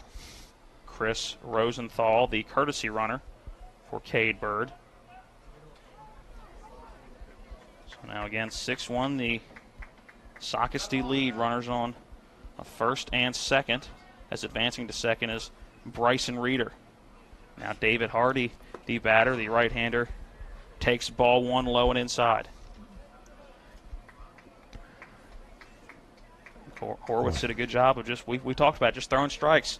But that was a great piece of hitting by Cade Bird. Again, the check back to second. Coming in was Chase Anderson. Didn't quite get to the bag. The throw right to Anderson, but back in safe at second base is Bryson Reeder. And he was in easily. Yes. Not an overly aggressive lead, still in the dirt as the base paths are grass. The 1-0 catches the outer edge of the strike zone for strike one to Hardy. Yeah, the kind of looks like the old Metrodome with the bases having dirt around them, but grass in the base paths. Not exactly the indoor field, but just the field itself as the 1-1 misses inside, ball two. Looks like the Metrodome would have looked if it been a real baseball field instead of a pinball machine. Yes, and had it been outside and in South Carolina instead of Minnesota. But other than that, pretty much the exact same field. The 2-1 high to David Hardy, 3-1. Just one pitch away from possibly loading up the bases here for Cullen Horwitz. Two runners on with Chris Rosenthal at first and Bryson Reeder at second. So a big pitch here. The 3-1 coming from Horwitz, just one out here in the bottom of inning number 3. Here's the 3-1. A check swing did not go around. The ball was low and in the dirt, and the bases are now loaded. Yeah, umpires get in a rhythm just like pitchers do. And when a pitcher is not throwing the ball over the plate, the close pitches the umpire sees is out. I mean, it's not as punishing the pitcher at all. It's just that's what they see. If you pitchers pound the zone, strike zone early in the game, they're going to get the close pitches. Cullen Horwitz stepping to the front of the mound, looking into the Jefferson dugout, maybe getting some instruction without, or maybe the coaching staff giving defensive instruction. Horwitz just waiting for that to be done as we're back to the top of the order, and Cooper Bryson takes ball one low and outside. And Jefferson's playing, they're in at the corners, and they've got the middle infielder is back trying to turn a double play. The 1-0 low in the dirt, good block by Colson Titus to keep the runners where they are. Again, bases are loaded. A relatively deep backstop here. If a ball gets by Colson Titus, it's going to be another run, and run number 7 for Socastee in this one. One out in the inning. Bases are juiced. 2-0 the count to the leadoff batter, Cooper Bryson, as he grounds one to second base. Chase Anderson coming up with it. Will get the runner at second. He will, but just one batter will be out as a ground out RBI from Cooper Bryson. Chase Anderson getting the fielder's choice at second base, but Taylor Tennant not able to turn the double play. So we'll have runners at the corners. Is coming home to score was Bryson Reeder. It was too slowly hit to be able to turn it. It did the right thing in getting the sure out at second base. So coming to the plate now, Maddox Smith, the left-hander. He had a walk in the second and popped out to third base. Back in the second. Again, a walk in the first, and they pop out in the second. And I believe he popped out trying to bunt. Yes, was another one of those in the air, and it was a great play by Mason Lance. Came in sliding on a knee to make that play. First pitch to Maddox. Low and outside, ball one. Good block by Titus. So 2 runs across here in the bottom of inning number 3. 7-1 the Socastee advantage. The 1-0, a strike in the low third of the strike zone. I think at some point here, Bryson is going to run. That was the first time he was thrown out when they threw him out earlier in the second inning. Swing and a miss on the 1-1. So now Colin Horwitz ahead to Maddox Smith, 1-2. 2 down in the inning, 2 strikes now on Maddox Smith, and Horwitz would like to get out of this inning, giving up the minimal damage he has. Again, 2 runs here in the bottom of inning number 3. 7-1 your score. Staying alive on a pitch that probably would have been outside, but flaring it down the third base line was Maddox Smith. He stays alive. The count remains 1 ball, 2 strikes. He's protecting the plate. And just trying to put the ball in play here. This is the 7th batter of this third inning. A swing and a miss to end the inning. The runner was on the move from first was Cooper Bryson. Would not have mattered if he got there. Maddox Smith strikes out swinging to end the inning, but 2 come across here in the bottom of inning number 3. We'll head to the top of the 4th with Socastee leading Jefferson 7-1. With 4 new car dealerships and 4 used car dealerships in 3 states, Parsons is the largest used car and fastest growing new car dealer in the tri-state area. Take Parsons Ford with huge savings on hundreds of new Fords, financing from 0%. Parsons' goal of financing for all. And Parsons' famous above-market trade-in allowances that help make Parsons #1 for used cars, too. See why so many won't buy anywhere but Parsons Ford in Martinsburg. We became #1 by making you #1 first. Parsons. The National Maritime Center primary mission is to credential all U.S. mariners. We have approximately 250 employees here in Martinsburg, West Virginia. Most people aren't aware of the quality of life here in Berkeley County. We have a lot of employees that are from the area. We obviously have folks that have to do tours here, and it's kind of a little bit of a hidden secret of how nice the quality of life is here.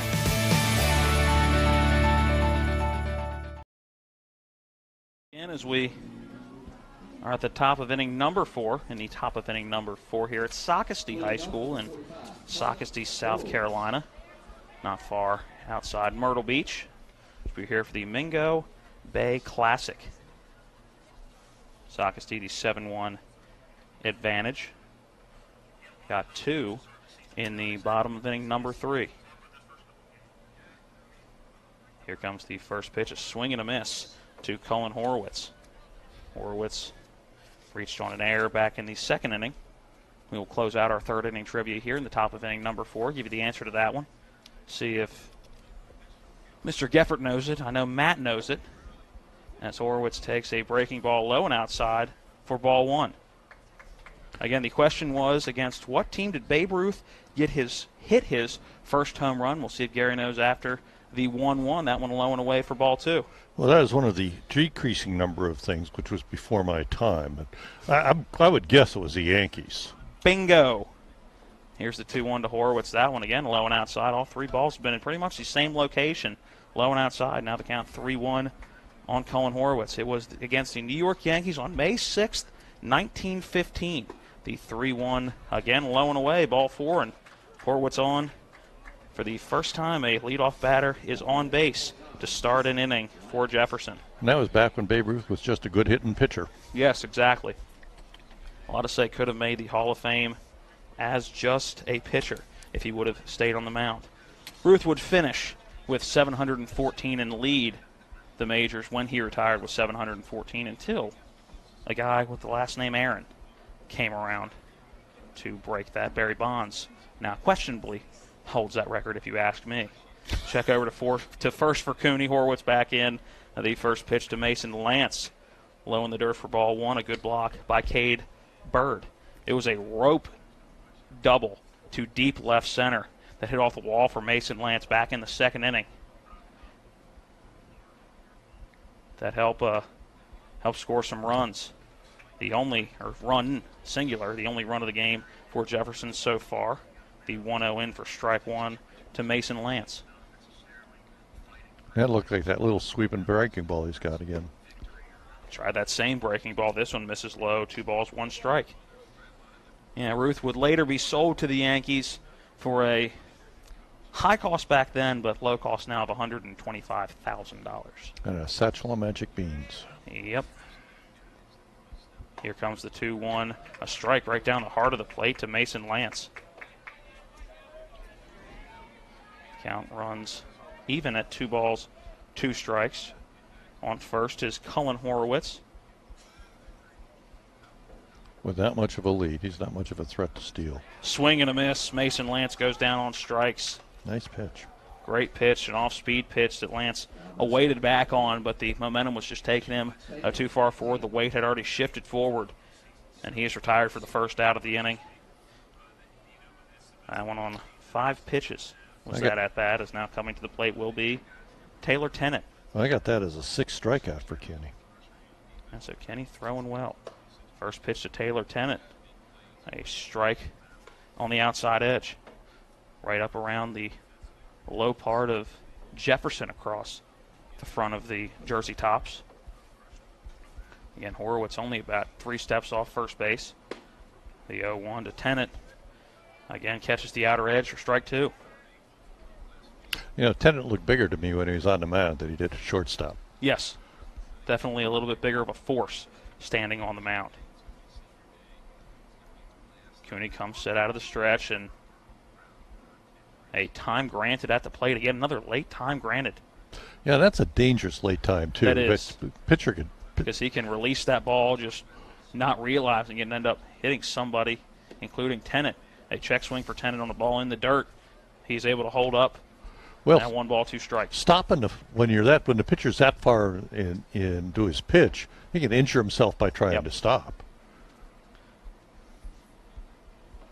Now the 1-2 to Taylor Tennant. A check swing that's as good as a swinging bunt coming up in it on Seth McKinney. He goes over to first, and Taylor Tennant beating it out. Cullen Horowitz, good heads-up base running as the ball got away from Jordan Murphy. He is into third, safe at third, sliding in. So now runners at the corners. Great heads-up base running by Cullen Horowitz. It was as good of as a swinging bunt by Taylor Tennant right down the third base line. It was a little low from Seth McKinney to Jordan Murphy. Didn't go far away from Murphy at first base, but he tries to get Horowitz going to second. Did not get him, so we have runners at the corners.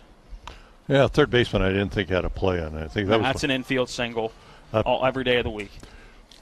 But the lesson is he should have held on to the ball because a bad throw now lets a guy go to third. And our runner just 90 feet away for Chase Anderson as he fouls one off to get this at-bat started. Our third inning trivia was brought to you by the Hagerstown Sons and Hoss's Steak and See in the Aiken Center on Edwin Miller Boulevard in Martinsburg. Check them out on Facebook, and remember, for a great meal at a great price, stop by Hoss's Steak and See, or your family wants to eat. Check throw over to first. Taylor Tennant back in safe.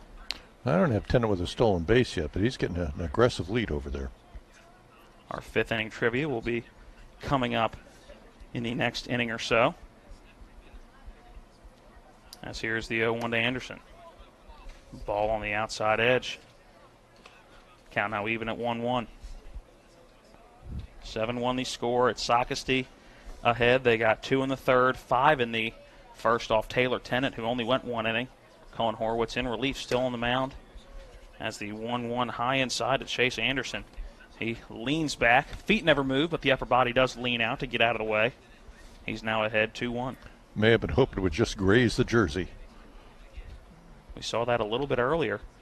It's on the other side of the field for Socastee. A ball driven the other way. That's going to get in the hole for Chase Anderson. Horowitz is going to come in from third to score, and Anderson will get to first with an RBI single. Moving up to second base is Taylor Tennant, and a good piece of inside-out swinging from the left-handed Chase Anderson, sending it in between the gap of the third baseman and shortstop into left field for an RBI single. Jefferson gets their second run of the game, now trailing by 5. That's 7-2. And Cooney's pitch count is starting to mount up there. He's in his, looks like mid-60s. We'll be back to the top of the inning. It'll be Corey Daly, or the top of the lineup, rather. It'll be Corey Daly. 2 strikeouts in that leadoff spot, as often moving is Taylor Tennant from second, and he gets caught stealing. A great throw by Coyd Bird and a great stretch by Seth McKinney, falling almost into Taylor Tennant, attempting to steal third, and falling on really the lower leg of Taylor Tennant as he had attempted to dive into third base, but a great play by Seth McKinney to hold his ground, fall over, and is able to get the second out of the inning, as there was a attempted stolen base for Taylor Tennant. Advancing on that throw was Chase Anderson, so he's now at second base. And this is Michael Jeffries.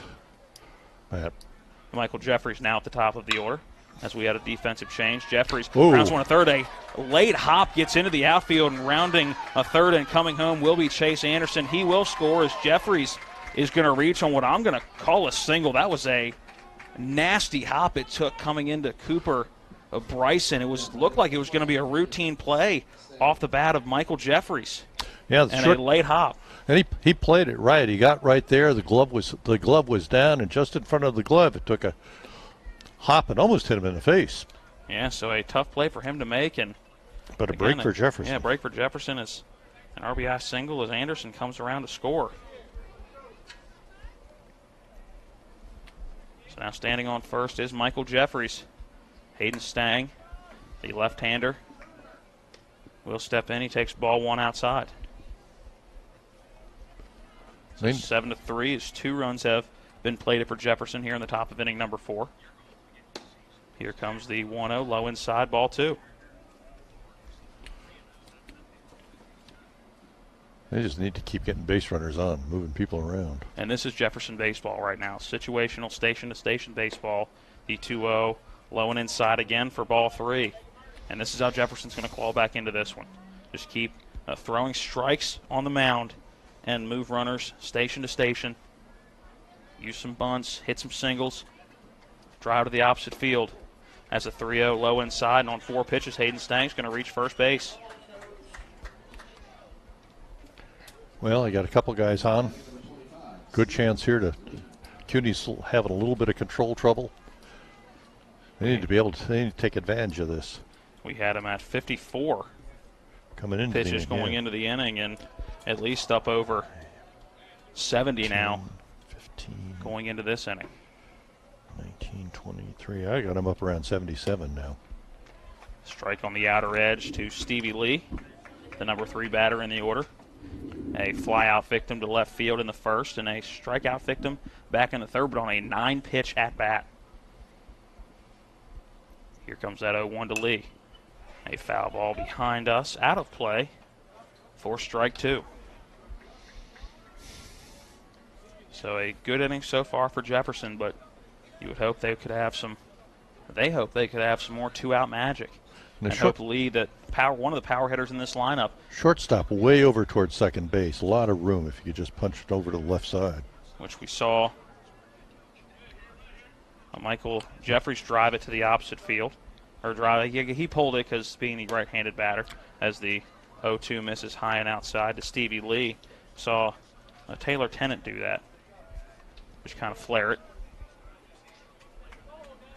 Yeah, huge hole between short and third. No, it goes back to regular position.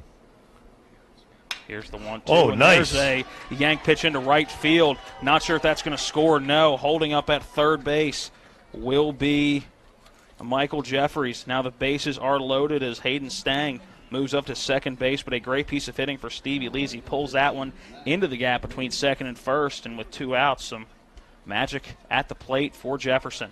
And that was just a protective 2-out swing, get the bat on the ball, put it in play, and it was just enough to get into the outfield. Now stepping up will be first baseman Zach Rose.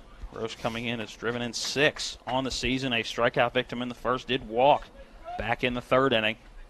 11 strikeouts on the year, 6 walks, a .345 on-base percentage as he sends a ground ball to second base. Coming up with it is Brecky, the fielder's choice decision. He sends it over to Cooper Bryson, covering second base from shortstop, and that will end the inning. So the bases loaded, but 3 runners will be stranded on the base paths as a fielder's choice ground out to end the inning off the bat of Zach Rose. But 2 runs do come across for Jefferson, but still down by 4 runs as we head to the bottom of inning number 4. It's Socastee 7. Jefferson 3. It's the late nights. It's the early mornings. It's working in the sunshine and rain and snow. It's the dedication, the care, the hours of training that led to the winner's circle. It's our job, our passion, our lives. We are the Horsemen. When you're hurting, we're here. When things are confusing, we're here. When you need answers, we're here. Brown Funeral Home. We've been caring for families like yours for generations, since 1880. Whether you want to plan ahead or you need us now. Our families are precious to us, and so are yours. Brown Funeral Home in Martinsburg, Inwood, and Charlestown, Ranson. We're here when you need us. Welcome back into Socastee High. We head to the bottom of inning number 4. 7-3. The Brave lead over the Jefferson Cougars. Socastee coming in at 8-10 on the season, while Jefferson 14-3. The Cougars are 2-2 in their last 4. Did have a 9-game win streak at one point in this season from March 26th to April 6th. So a 9-game win streak, but just 2-2 over their last 4. For Socastee, again, they are 8-10, and they've lost 4 of their last 5. So this is a team that has struggled to put wins in the win column and would like to add one here this evening. And Stang has now come in from left field to pitch. So Hayden Stang coming in from left field. Cullen Horowitz will go back to third base. Titus, it looks like, is in left field. That's number 2 out there, isn't it? Yep. Yeah, Colson Titus now in left field. So Colson Titus now in left. Cullen Horowitz back at third. Dylan McCartney is going to go behind the plate. So McCartney now behind the plate. McCartney we saw a lot of last year behind the plate. Who's he going for? I think Jeffries is still out so now it is in right. It's 13. Rose is still at first. Anderson's still at second. Tennant's still at short. Who's out? We know Hayden Stang is on the mound for his first inning of work of the day. His first pitch in for strike 1 against Ethan Brecky. I think Lance is out. Mason Lance was at third base, so a good possibility. The 0-1 to Ethan Brecky misses high. Yeah, that's for Horowitz. Ball 1. That's Horowitz back at third. So right now, again, it's Hayden Stang on the bump. Dylan McCartney behind the plate. Cullen Horowitz at third base. As the ball sent to the opposite field, Zach Rose coming up with it. Covering first base is Hayden Stang for out number 1. And there's that PFP coming in handy in a game situation. The pitcher's fielding practice has a good job covering for Hayden Stang on the ground ball to Zach Rose. Nice underhand flip.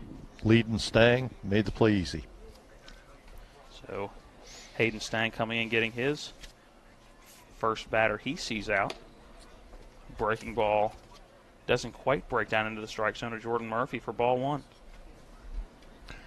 Yeah, it didn't break much at all on that one. Just didn't quite get the spin he needed. So here comes the 0-1 from Stang. That one right down the pipe for strike 1.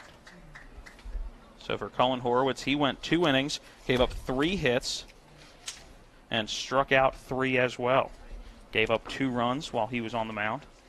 Here's that 1-1 and a big swing and a miss on a curveball for Jordan Murphy. Not sure if he got a piece of it. Don't think he did, but a good block by Dylan McCartney. McCartney staying in front of it and way out in front. This is the first time Murphy. This is the first time Stang's pitched this year. Hey, no time like the present to get your first work in. A foul ball down the first baseline, hitting the fence right in front of the Jefferson dugout as Jordan Murphy fights off the 1-2 pitch to stay alive. So again, for Horowitz, it's 2 innings pitched, gave up 3 hits. As here's the 1-2 is a fly ball now into right center field. Stevie Lee making his way over, and coming down with it is Stevie Lee. Michael Jeffries had come over, and dangerously close was Jeffries. But coming up with it is Stevie Lee for out number 2. Yeah, Lee was playing over to the left field side of second base out in center field. He had to run a long way, but the ball was hit high in the air. And He's a center fielder. He wants it. He gets it. So now stepping to the plate and taking a strike one on the outer edge. A good breaking ball is Dylan Cooney. You got to like what Stang's doing, coming in here and throwing strikes. That's all you got to do is throw strikes and make them prove that they can get on base, which so far Socastee has done. A breaking ball that doesn't quite catch the inside part of the strike zone, stays in for ball one. Kind of like a nice, pretty good pitch, but I've got a weird angle. Here comes that 1-1 off the right arm of Stang. A breaking ball in for strike two on the outer edge. So Hayden Stang sticking with the off speed so far. Haven't seen a whole lot of the fastball, just trying to change up speeds, maybe the reason Coach Lowery putting him in. There's a fastball from Stang and blows it by him for the first strikeout of his day and the first strikeout of his season on the mound in a 1-2-3 inning. The first of for Jefferson as no runs cross the plate. We'll go to the top of inning number 5. Jefferson still down by 4. Top of the 5 is up next. It's Socastee 7, Jefferson 3. Life can get in the way these days. We all know that. Work commitments, social commitments, volunteer commitments, family commitments. You put your heart into all of it. You've got enough to worry about already. Your roof shouldn't be one of those things. Everything should just work.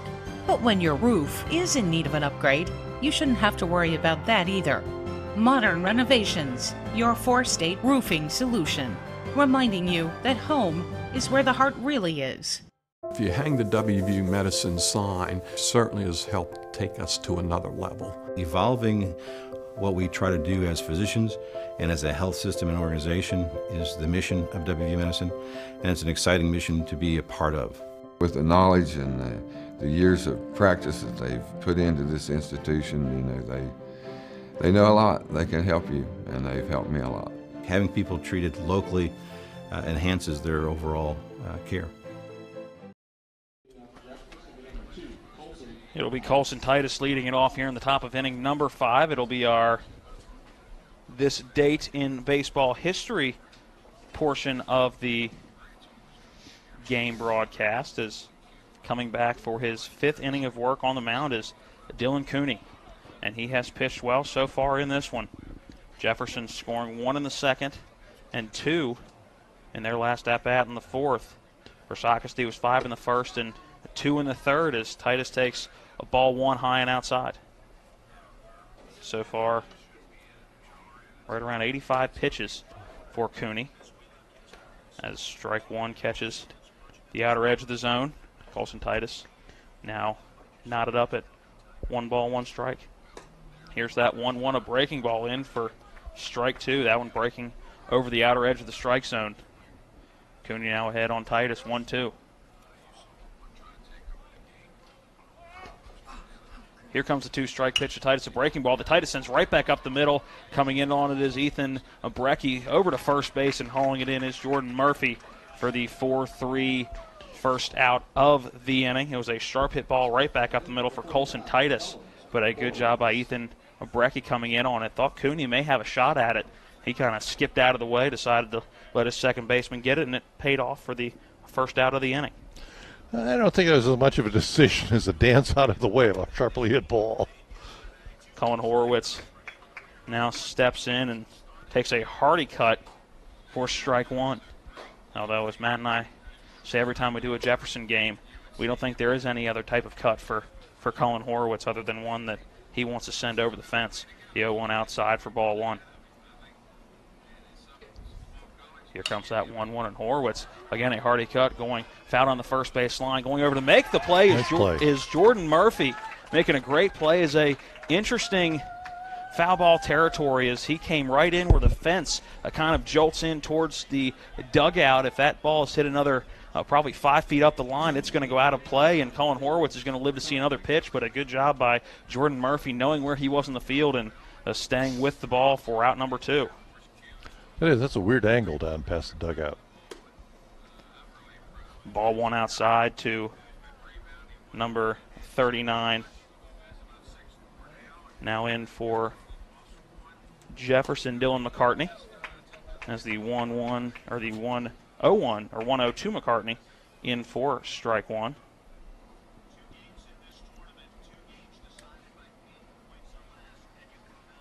McCartney steps back in as the right-handed batter for Mason Lance and fouls one off down the right field line and going out of play into the visitors' bullpen deep down the right field line. Now McCartney behind on the count 1-2.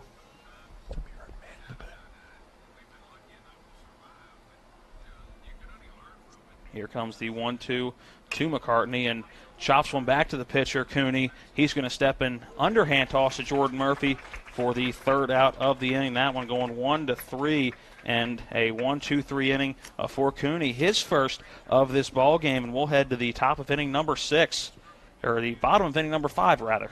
And it is right now still Socastee 7, Jefferson 3. Welcome to La Bella Vita, named for my Grandma Vita. Our mountaintop getaway honors her legacy while complementing the home's spectacular views.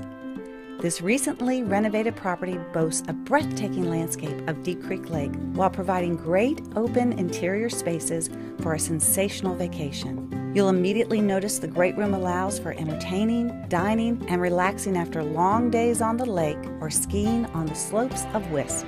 Your family and friends will enjoy relaxing in all the open spaces. The home features 6 bedrooms, including 4 that are private suites.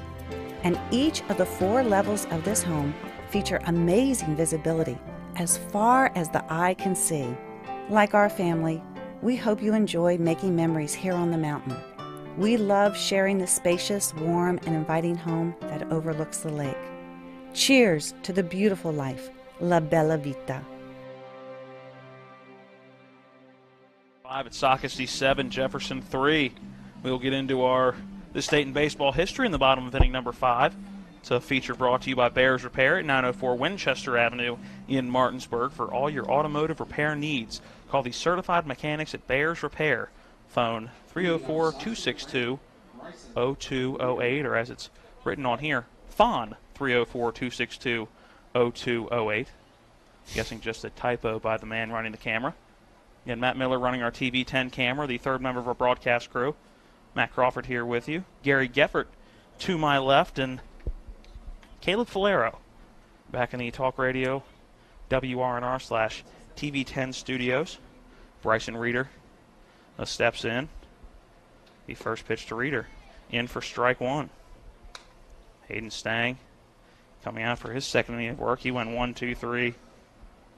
His first action of this entire season back in the bottom of inning number 4.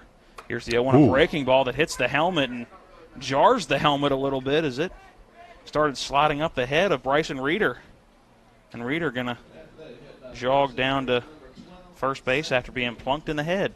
Yeah, it was a breaking ball that didn't break, so it wasn't thrown real hard, and was lucky it hit him on the helmet. And even though it shoved the helmet up, I don't think it hit his head. It just hit in the right place.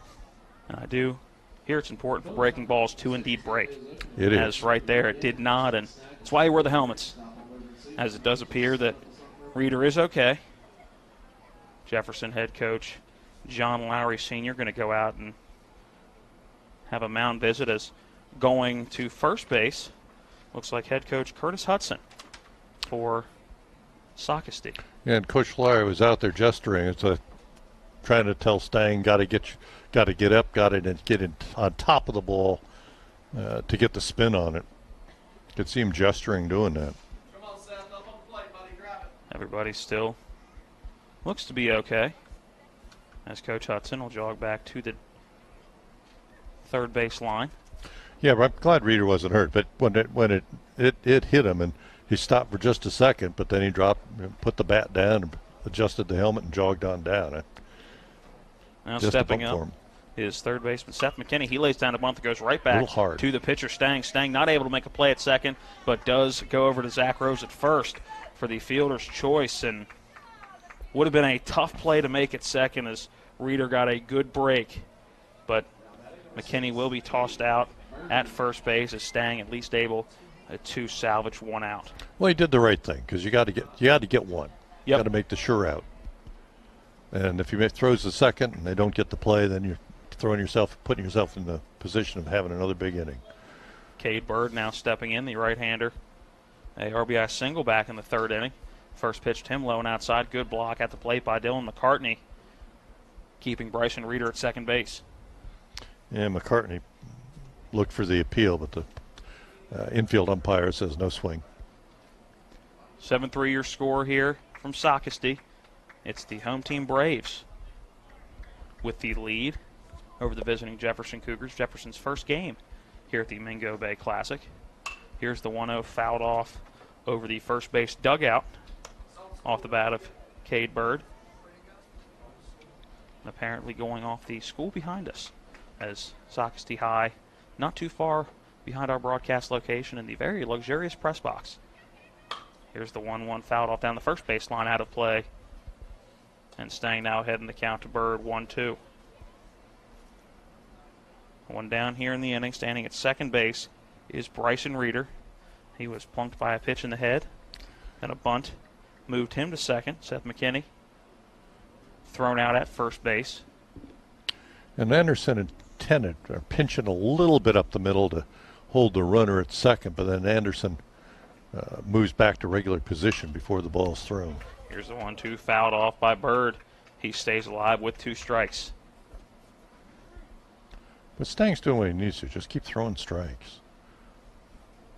Keep it out of the middle of the plate at the waist, but otherwise just throw strikes and good things happen. Here comes that 1-2 again to Bird, and Bird lifts one into center field, moving to his left and back a little bit is Stevie Lee. He camps under, attacking up at second was Bryson Reeder, and a throw to third base. Horowitz steps to his right, was not going to make a play, just made sure he got in front of it. So moving to third is Bryson Reeder, and being retired on the fly ball was Cade Bird for out number 2 in the inning. Yeah, it was nice base running. Good judgment by Reeder.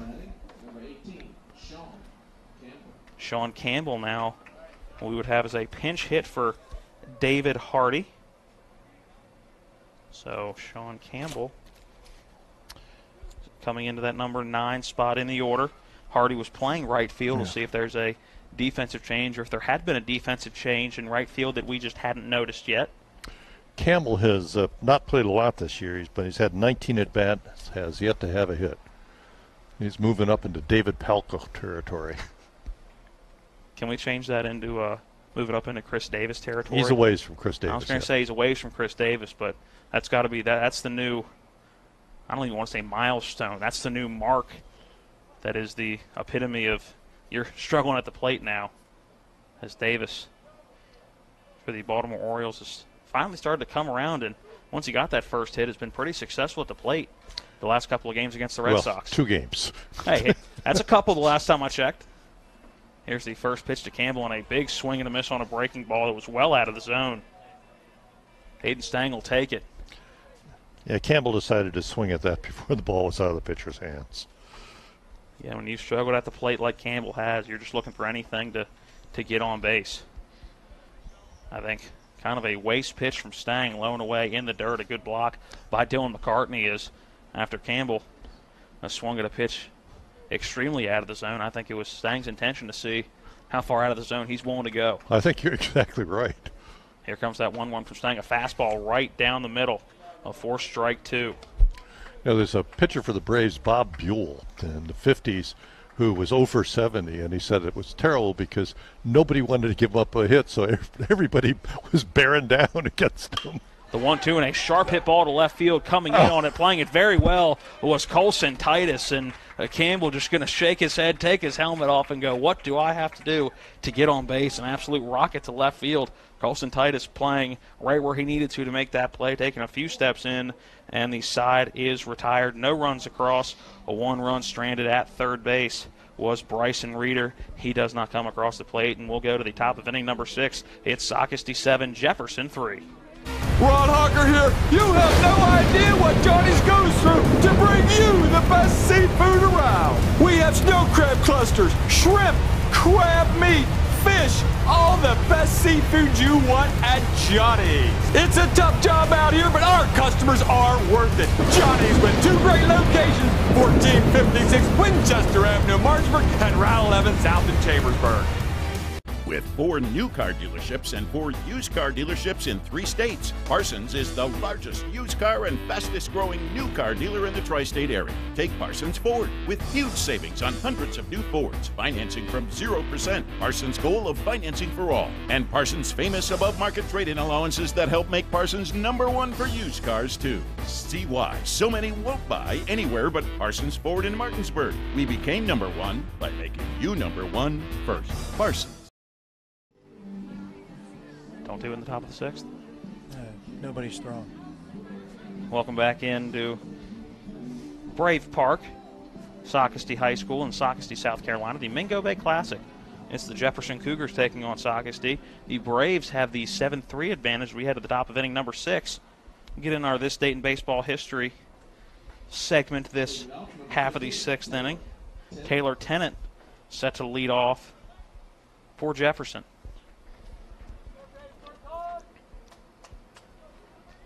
And his job is to get on here. Here's the first pitch to Tennant. That one low and away for ball 1.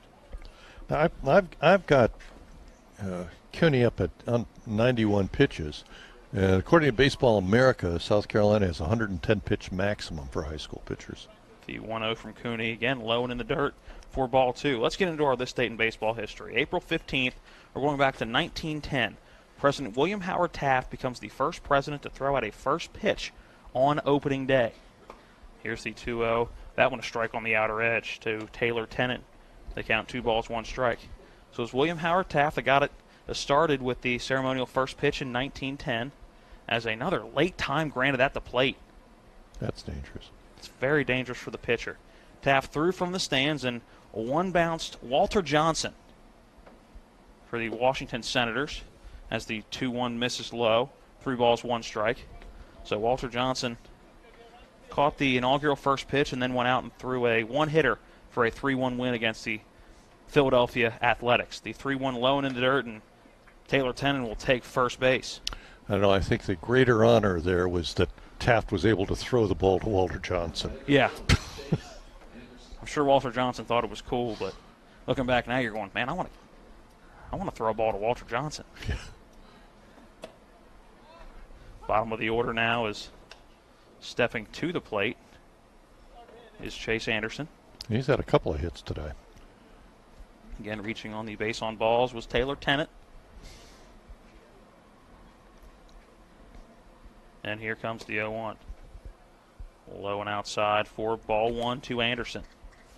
And I think Tennant is not going to try to steal this time. Got caught stealing third back in inning number 4 after he reached on a single. Check back over to first, and Tennant back in safe on the dive. Cooney checking back over to first, and Murphy hauling it in, but not truly applying a tag as Tennant beat the throw there by about a second and a half. The 1-1 misses outside, ball 2. But Tennant was in easily, and so he's lengthened his lead by about a step because he knows he's got a little more time to get over. Here comes the 2-1 and fouled off down the left field line. Nobody going to get to it as the count now evens up at 2 balls and 2 strikes. So again, it was Walter Johnson catching a pitch from William Howard Taft to open up opening day with the ceremonial first pitch from the president for the Washington Senators, as Johnson went on to get a 1-hitter victory over the Philadelphia A's of 3-0. Here comes the 2-2 and a ground ball back up the middle, a double play opportunity. Cooney sent it back to second base, over to first, and the double play is it went from Cooney back to Cooper Bryson covering at second base, over to Jordan Murphy. So we'll call that the 1-6-3 double play as the bases are now empty as Tennant was thrown out at second, Anderson at first, and we're back to the top of the order with Michael Jeffries. And Murphy made a nice pick on the short hop, on the throw from the shortstop. So again, that's going to go down as a 1-6-3 double play back to the top for Michael Jeffries. Jeffries had a RBI single his first at-bat in the 6th inning, relieving Corey Daly. Here's the 0-1 as Jeffries is going to drive that to right field. It's going to get in for a base hit, so Michael Jeffries now 2 for 2 on the day in that leadoff spot after Corey Daly, who started the game in that leadoff spot, at shortstop, had 2 strikeouts. So a good decision for head coach John Lowery Sr. And that ground ball double play that Anderson hit into, that's only the 4th time Jefferson's grounded into a double play this year. One of those obscure stats that's on Game Changer. We will now have a meeting on the mound as we will see if Dylan Cooney will remain in the ball game. Hasn't given the ball over yet. As we had him 7, 12. over 100 pitches by now, and yeah, he's it out. looks like Cooney will sit down for the day, and trying to get a number on who will throw now, as it is going to be number 10 coming in, Aaron Freer. So Freer coming in, looks like it's going to be a straight switch. And this pitching change brought to you by Bears Repair at 904 Winchester Avenue in Martinsburg. Need an oil change or a complete overhaul? They do it all. For your automotive repair needs, call the certified mechanics at Bears Repair. Phone 304-262-0208. Let's take a 1-minute break. When we come back, we'll get into the new pitcher and the remainder of the top of this 6th inning. Right now it's Socastee 7, Jefferson 3. The National Maritime Center primary mission is to credential all U.S. mariners. We have approximately 250 employees here in Martinsburg, West Virginia. Most people aren't aware of the quality of life here in Berkeley County. We have a lot of employees that are from the area. We obviously have folks that have to do tours here, and it's kind of a little bit of a hidden secret of how nice the quality of life is here. It's the late nights. It's the early mornings. It's working in the sunshine and rain and snow. It's the dedication, the care, the hours of training that led to the winner's circle. It's our job, our passion, our lives. We are the horsemen. It was Kuhn going 5 2/3, 7 hits. When it came to strikeouts, he struck out 6. And walks, it was 4, including 1 this inning. Aaron Freer, the left-hander, now on the mound. Here's the first pitch to Hayden Stang. In for a strike. Freer hasn't pitched a whole lot, only 11 innings so far this year. He's 1-0, 3.27 ERA. Given up 16 hits in those 11 innings, struck out 6 and walked 4. Breaking ball that's going to catch Hayden Stang on the front shoulder, and he will take a first base on the second pitch thrown by Aaron Freer. It plunks Stang. Yeah, the music was prophetic. Wild Thing was playing. Again, not sure if that would be our ideal walk-up song, but thinking maybe it went along the lines of the movie Major League. Rick Wild Thing Vaughn, played by Charlie Sheen. And that was another breaking ball that didn't break. Yes, again, very key to a breaking ball is the breaking part. Michael Jeffries, who was at first, now on second, would still be the run would still go to Dylan Cooney, who put him on, as the first pitch to Stevie Lee misses outside for ball 1. And Jefferson needs a run here. They need to get a little bit closer. The 1-0 to Lee. That one a strike on the outside corner. Good location. Great. If he can live there, not a whole lot of hitters are going to be able to do anything with that pitch except possibly poke one behind third base into left field. Here comes that 1-1 to Lee, and a off-speed pitch that Lee way out in front of. A swing and a miss for strike 2. Freer does not seem like he's a hard thrower, but that put a little more on that. Is changing speeds a little bit. Here comes the 1-2 from Freer to Stevie Lee. This one misses outside, ball 2. Jefferson running out of time, is only 4 outs left to play with, and Lee just 1 strike away from making that 3 outs to play with. It's Socastee, the 7-3 advantage.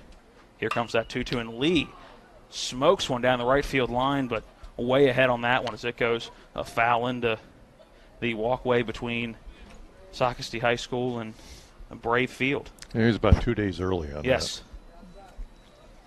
Again, Freer, the left-handed pitcher, as he delivers a 2-2, the breaking ball again. Ahead on it was Stevie Lee, a ground ball to first base. Murphy brings in the hopper and will step on the bag for out number 3 in the inning, so no runs have come across, and Jefferson is down to their final 3 outs in this ball game. Just 3 at-bats or 3 outs left. That'll come in the top of the 7th, but first we have to get to the bottom of the 6th inning. That coming up next. It's Socastee 7, Jefferson 3.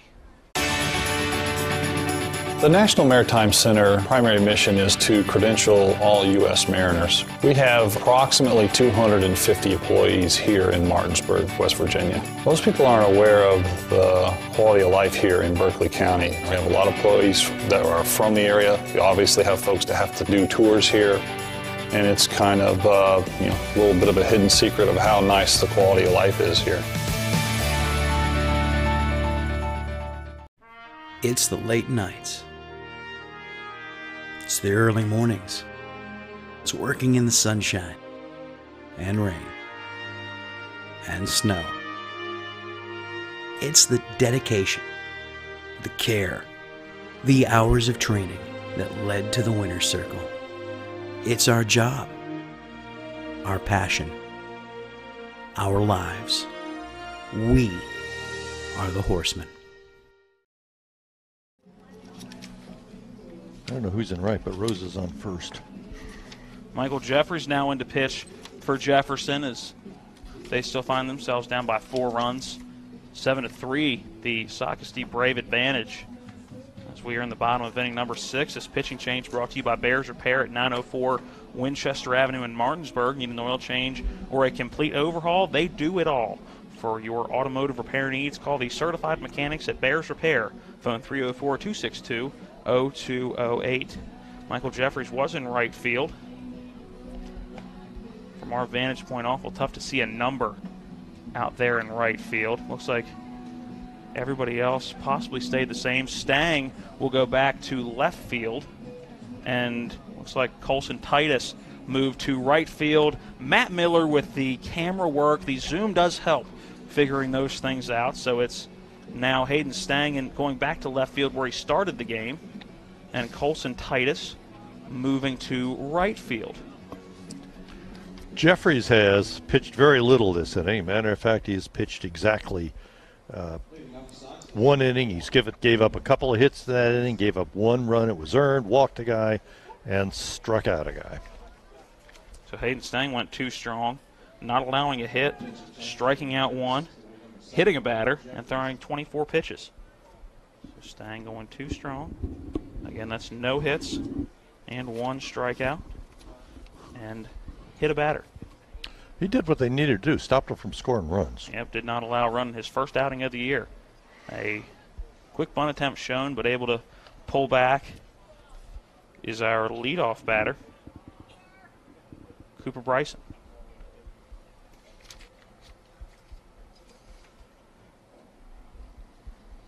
Here is the 1-0. A high fly ball to right field going over onto this Colson Titus, and he makes the catch for out number 1. So on 2 pitches, able to haul it in is Colson Titus, who again moved from left to right. Hayden Stang in left field, and we have 1 down here in the bottom of inning number 6. Guys, Jefferson hoping they can mount a rally. Not a lot of success for the Eastern Panhandle on day 1 here at the Mingo Bay Classic. Maddox Smith now your batter. First pitch to Smith inside, almost got him, but he's able to scoot out of the way quickly. In the game we had earlier, Martinsburg scored 3 late but had the potential tying run thrown out at the plate, and they fell to Atlantic Shores Christian by a 4-3 final. Jeffers comes set, and here's the 1-0. Fouled off down the third base line and out of play off the bat of Maddox Smith, who was late on that one. Also taking a loss today, Washington. They fell to Scannatellis out of New York, 18-2. Hedgesville suffered a 5-4 loss against Brockport, New York. So far, the only win by a Panhandle team, Spring Mills over Hastings, New York, 13-3. Breaking ball doesn't quite break into the strike zone. That one misses high. 2 balls, 1 strike to Maddox Smith.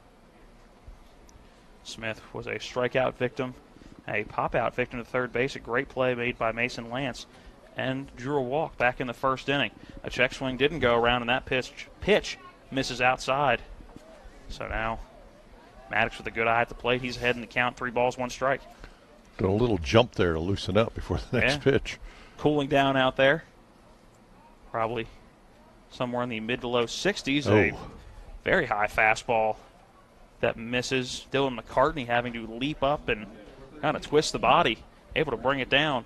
That was not close. Now standing on first base, reaching on a walk, is Maddox Smith.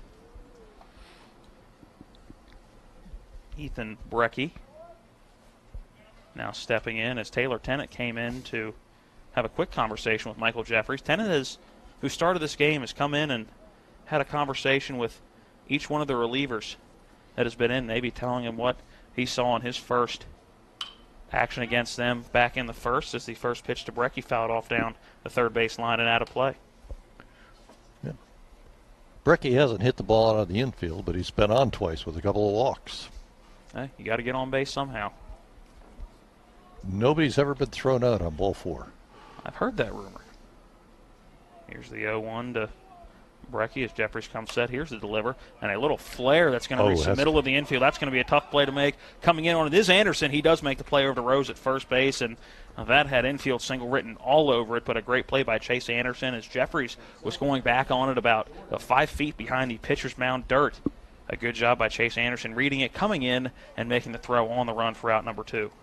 I was with you. I thought that was going to go for a base hit, but because Anderson's playing fairly deep at second base, playing about on the chalk line that demarks the outside of the infield here on this all-grass infield. Smith does advance to second on the flare to the infield.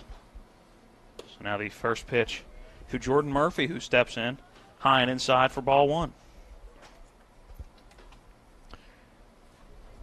And Murphy's only been hit by a pitch, but scored a runner in that first inning. Jeffries comes set, takes a look back at second. Tennant moves now back over to shortstop, and a curveball in the dirt. A good job by Dylan McCartney sliding to his right and keeping that ball in front of him.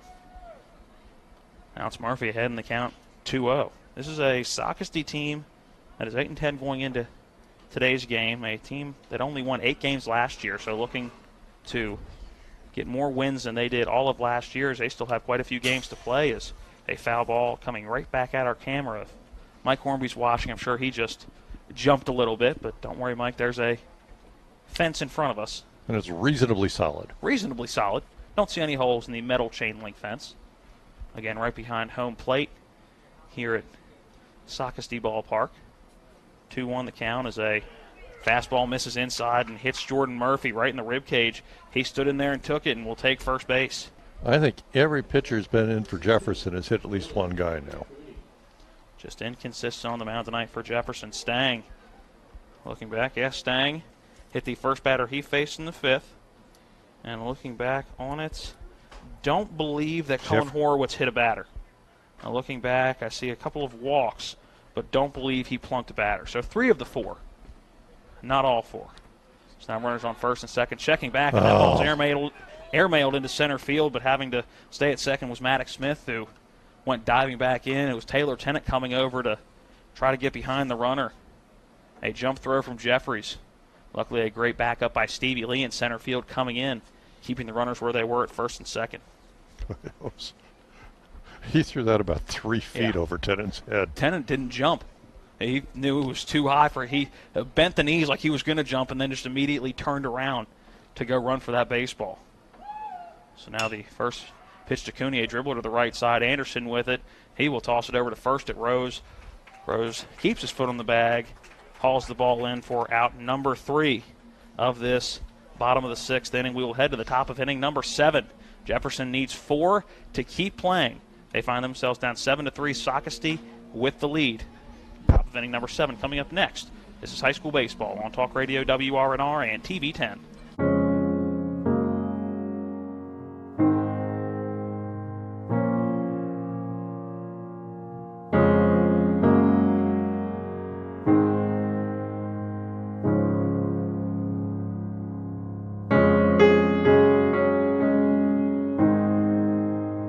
To prepare for what's next or to plan ahead. We're here. Brown Funeral Home, a legacy of service since 1880. Life can get in the way these days. We all know that. Work commitments, social commitments, volunteer commitments, family commitments. You put your heart into all of it. You've got enough to worry about already. Your roof shouldn't be one of those things. Everything should just work. But when your roof is in need of an upgrade, you shouldn't have to worry about that either. Modern Renovations, your four-state roofing solution. Reminding you that home is where the heart really is. Welcome back in as we are in the top of inning number 7. Jefferson needs 4 to stay alive in this one and at least attempt to play the bottom of inning number 7. Again, our second game of the day. Earlier in the day was Martinsburg falling hard in the 7th inning on a play at the plate. They fall by 1 to Atlantic Shores Christian. Freer back in on the mound for his second inning of work. The first pitch to first baseman Zach Rose. Misses low and outside, reaches the backstop for ball 1. And Jefferson needs to have patience with Freer here. The 1-0, a strike on the outside corner to Rose. The count now even at 1-1.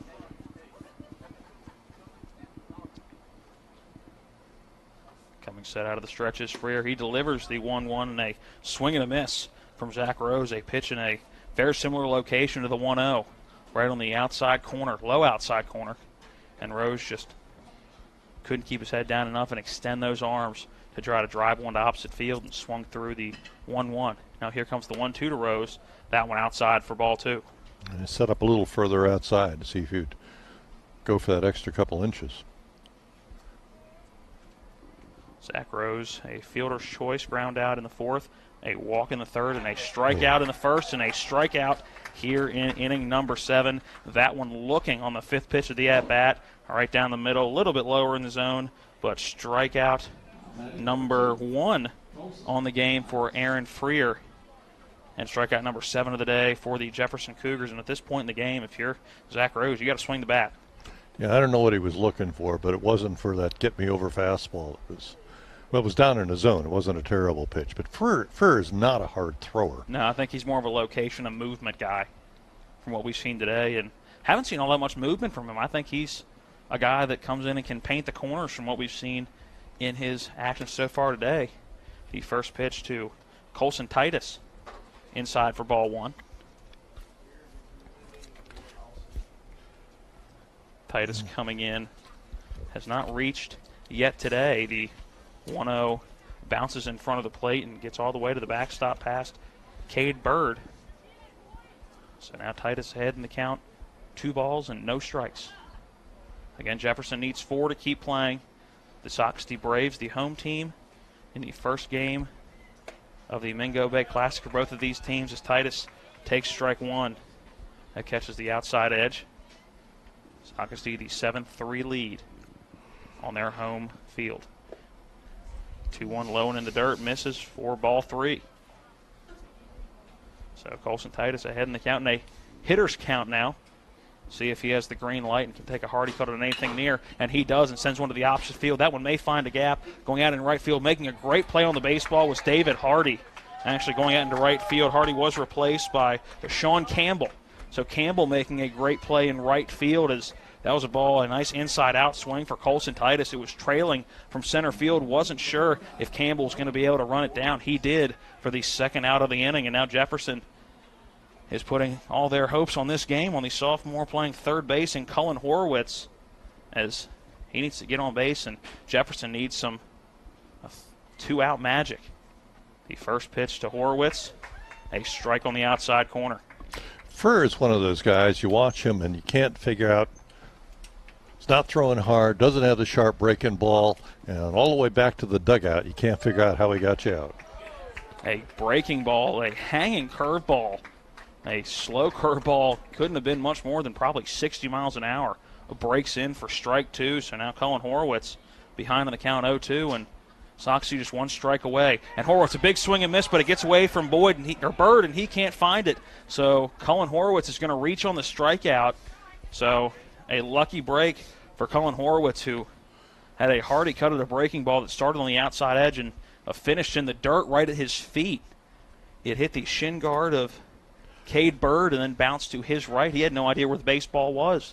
Even if he did, I'm not sure he could have got to it and thrown down the first in time to get Horwitz. So Horwitz is standing on first after a strikeout. Normally that's a pass ball, but I think that was a wild pitch. Yeah.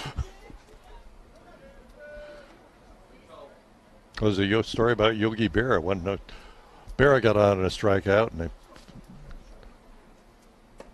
they said, of course, it was a wild pitch because Berra swung at it. First pitch to Dylan McCartney, in for Mason Lance. Down the middle, strike one looking. And Cullen Horwitz standing on first. Jefferson needs 4. McCartney, the 0-1, misses outside. 4-1. Well, they got an extra out here. And sometimes you need a little luck in this game, and we'll see if that was the little bit of luck that Jefferson needed to spark the comeback they desperately need right now.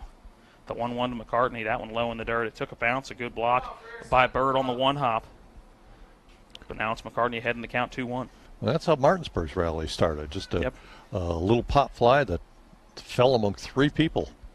They got a lot of help from Mother Nature as well. That wind wreaked havoc. It did. Here's the 2-1. That one high and outside, ball 3.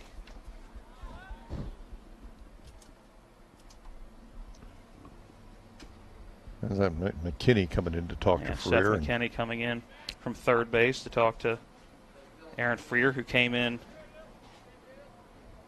the bottom of inning, or the top of inning number 6, to get that third out.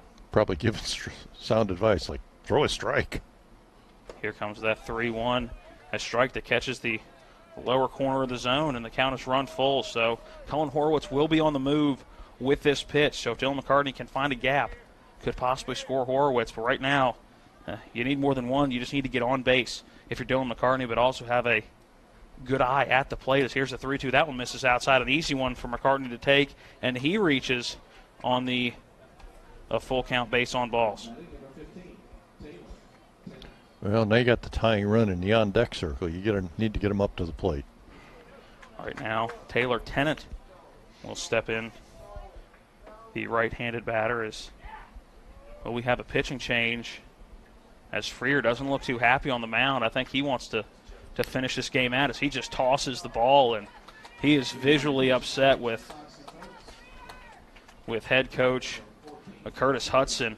Blows right by him, and he really wanted to finish this game out, and he thought he could. And now pitching for this is Joey Socastee. Ura, number 14. Joey Ura on the mound.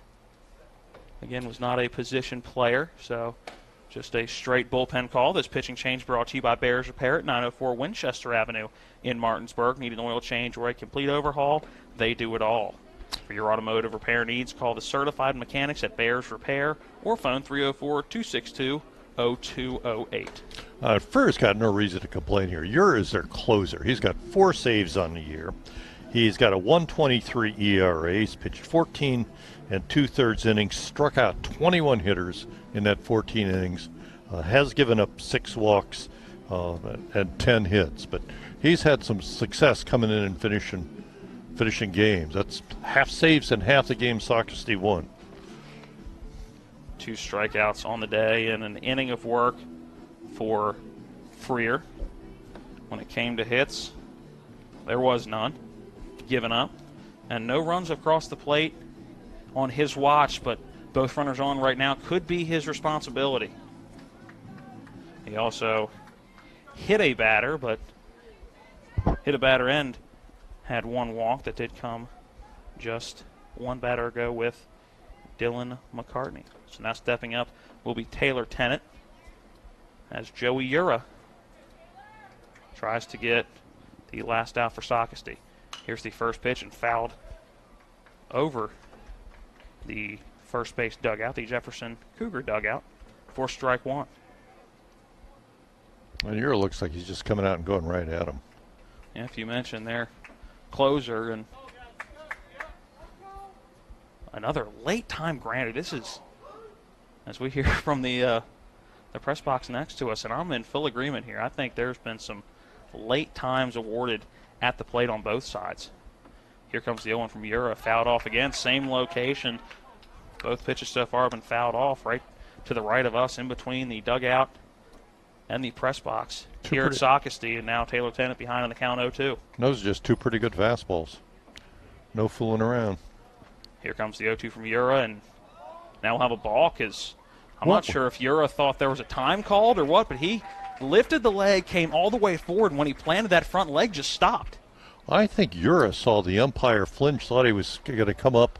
Which is why the late time call is crucial in the entire game, because that caused Ura to pause as Ura throws an 0-2 fastball right by Taylor Tennant to end the game, and that one had a little extra zip on it. I think he wanted to send a message. Socastee gets the win, and their 9th win of this season, surpassing their total wins from last year, as they still have a lot of their season to play. That is going to drop Jefferson to 14-4, the 7-3 win. The final score post-game show coming up next, but first we need to take a break. Again, the final score here from Socastee. It was the Socastee Braves 7 and the Jefferson Cougars 3. The post-game show coming up next.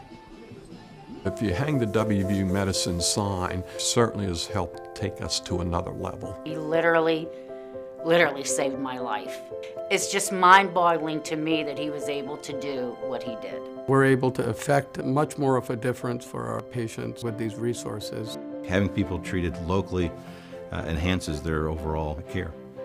They treat you great, and they're down to earth in the West Virginia way that all West Virginians treat each other. With 4 new car dealerships and 4 used car dealerships in 3 states, Parsons is the largest used car and fastest growing new car dealer in the tri-state area. Take Parsons Ford with huge savings on hundreds of new Fords, financing from 0%, Parsons' goal of financing for all, and Parsons' famous above-market trade-in allowances that help make Parsons #1 for used cars too. See why so many won't buy anywhere but Parsons Ford in Martinsburg. We became #1 by making you #1 first. Parsons. It's one of the toughest times you'll ever face when someone close to you passes away. It's a swirl of papers to sign and arrangements to be made, all while you're dealing with grief. At Brown Funeral Home, we encourage you to pre-plan. Pre-planning not only makes things easier for you, it protects you from rising costs. At Brown Funeral Home, our families are precious to us, and so are yours. Brown Funeral Home in Martinsburg, Inwood, and Charlestown, Ranson. Life can get in the way these days. We all know that. Work commitments, social commitments, volunteer commitments, family commitments. You put your heart into all of it. You've got enough to worry about already. Your roof shouldn't be one of those things. Everything should just work. But when your roof is in need of an upgrade, you shouldn't have to worry about that either. Modern Renovations. Your 7. I get 11 left on base for Jefferson. 1 in the first, 2 in the second, 1 in the third, 3 in the fourth, 3 in the fourth, nobody in the fifth. Welcome back into Socastee Park. See some of the discussion that we have between when you have 2 guys keeping score and somebody misses a pitch or misses something, there's always going to be that little bit of chit-chat of who's right or, all right, what do we want to settle on? Because that's usually how it goes is, all right, I don't feel like that, and we'll just settle on something in between. Well, you're doing the summary, so you win. I'm doing the summary, so whatever I say goes. Amen. We'll get to that summary here in a little bit. Again, it was a 7-3 win for Socastee over the Jefferson Cougars, and really this game came down to the first inning. You take away the bottom of the first inning, you take away the rough start for Taylor Tennant, and Jefferson's in this ballgame, and Jefferson probably goes on to win this ballgame. Well, Jefferson, first of all, they gave him 5 outs in the first inning, and then they gave him another 4 free bases with 3 walks and a hit by a pitch. Those 5 runs were scored without a base hit. It was just an ugly inning. That is not going to win you too many ball games and all that yet without a hit for Taylor Tennant in that first inning, which is just unbelievable that for a guy that came in with a sub-1 ERA, 39 strikeouts, only 12 walks, a 5-1 record, and 30 1/3. A guy that had only given up 4 earned runs all year, and obviously there was a couple of errors in that first inning, a couple of errors in the middle infield, an E6 and an E4 that helped play a couple of those runs, but still not the Taylor Tennant that we were expecting to see coming into this ball game. We were hoping it was going to be Taylor Tennant, looking forward to what he was going to do against some out-of-town opponents and some out-of-state opponents. and just didn't quite get it done. It was 5 runs in the first for Socastee, 1 run in the top of the second for Jefferson, a couple of runs, 2 exactly for Socastee in the bottom of the third and the top of the fourth, a pair of runs for Jefferson, getting us to 7-3. 7 hits for the Jefferson Cougars, just 3 for Socastee. So 7 runs on just 3 hits. 10 left on base for Jefferson, 7 left on base for Socastee, 1 error for the Braves of Socastee. And looking at errors for the Jefferson Cougars, have 3 errors for Jefferson. Again, a couple of those hits and errors. It's going to depend on who was doing the scorebook and what the official score will say. But again, these are our unofficial totals or our official totals, not necessarily the official totals for the game. So that's how the scoring went down. We're going to take a 1-minute break and then wrap up our post-game show, brought to you by the Final Score, with plenty of screens to watch the games, pool tables, trivia nights, and great food and drink selections. Meet your friends at the Final Score at 1517 Winchester Avenue, just south of Martinsburg. We'll come back and wrap up the post-game show and look at some of the numbers coming up next. Again, your final here from Socastee was the Socastee Braves 7, Jefferson 3. Life can get in the way these days. We all know that. Work commitments, social commitments, volunteer commitments, family commitments. You put your heart into all of it. You've got enough to worry about already. Your roof shouldn't be one of those things. Everything should just work. But when your roof is in need of an upgrade, you shouldn't have to worry about that either. Modern Renovations, your 4-state roofing solution. Reminding you that home is where the heart really is. If you hang the WVU Medicine sign, certainly has helped take us to another level. He literally saved my life. It's just mind-boggling to me that he was able to do what he did. We're able to affect much more of a difference for our patients with these resources. Having people treated locally enhances their overall care. They treat you great, and they're down to earth in the West Virginia way that all West Virginians treat each other.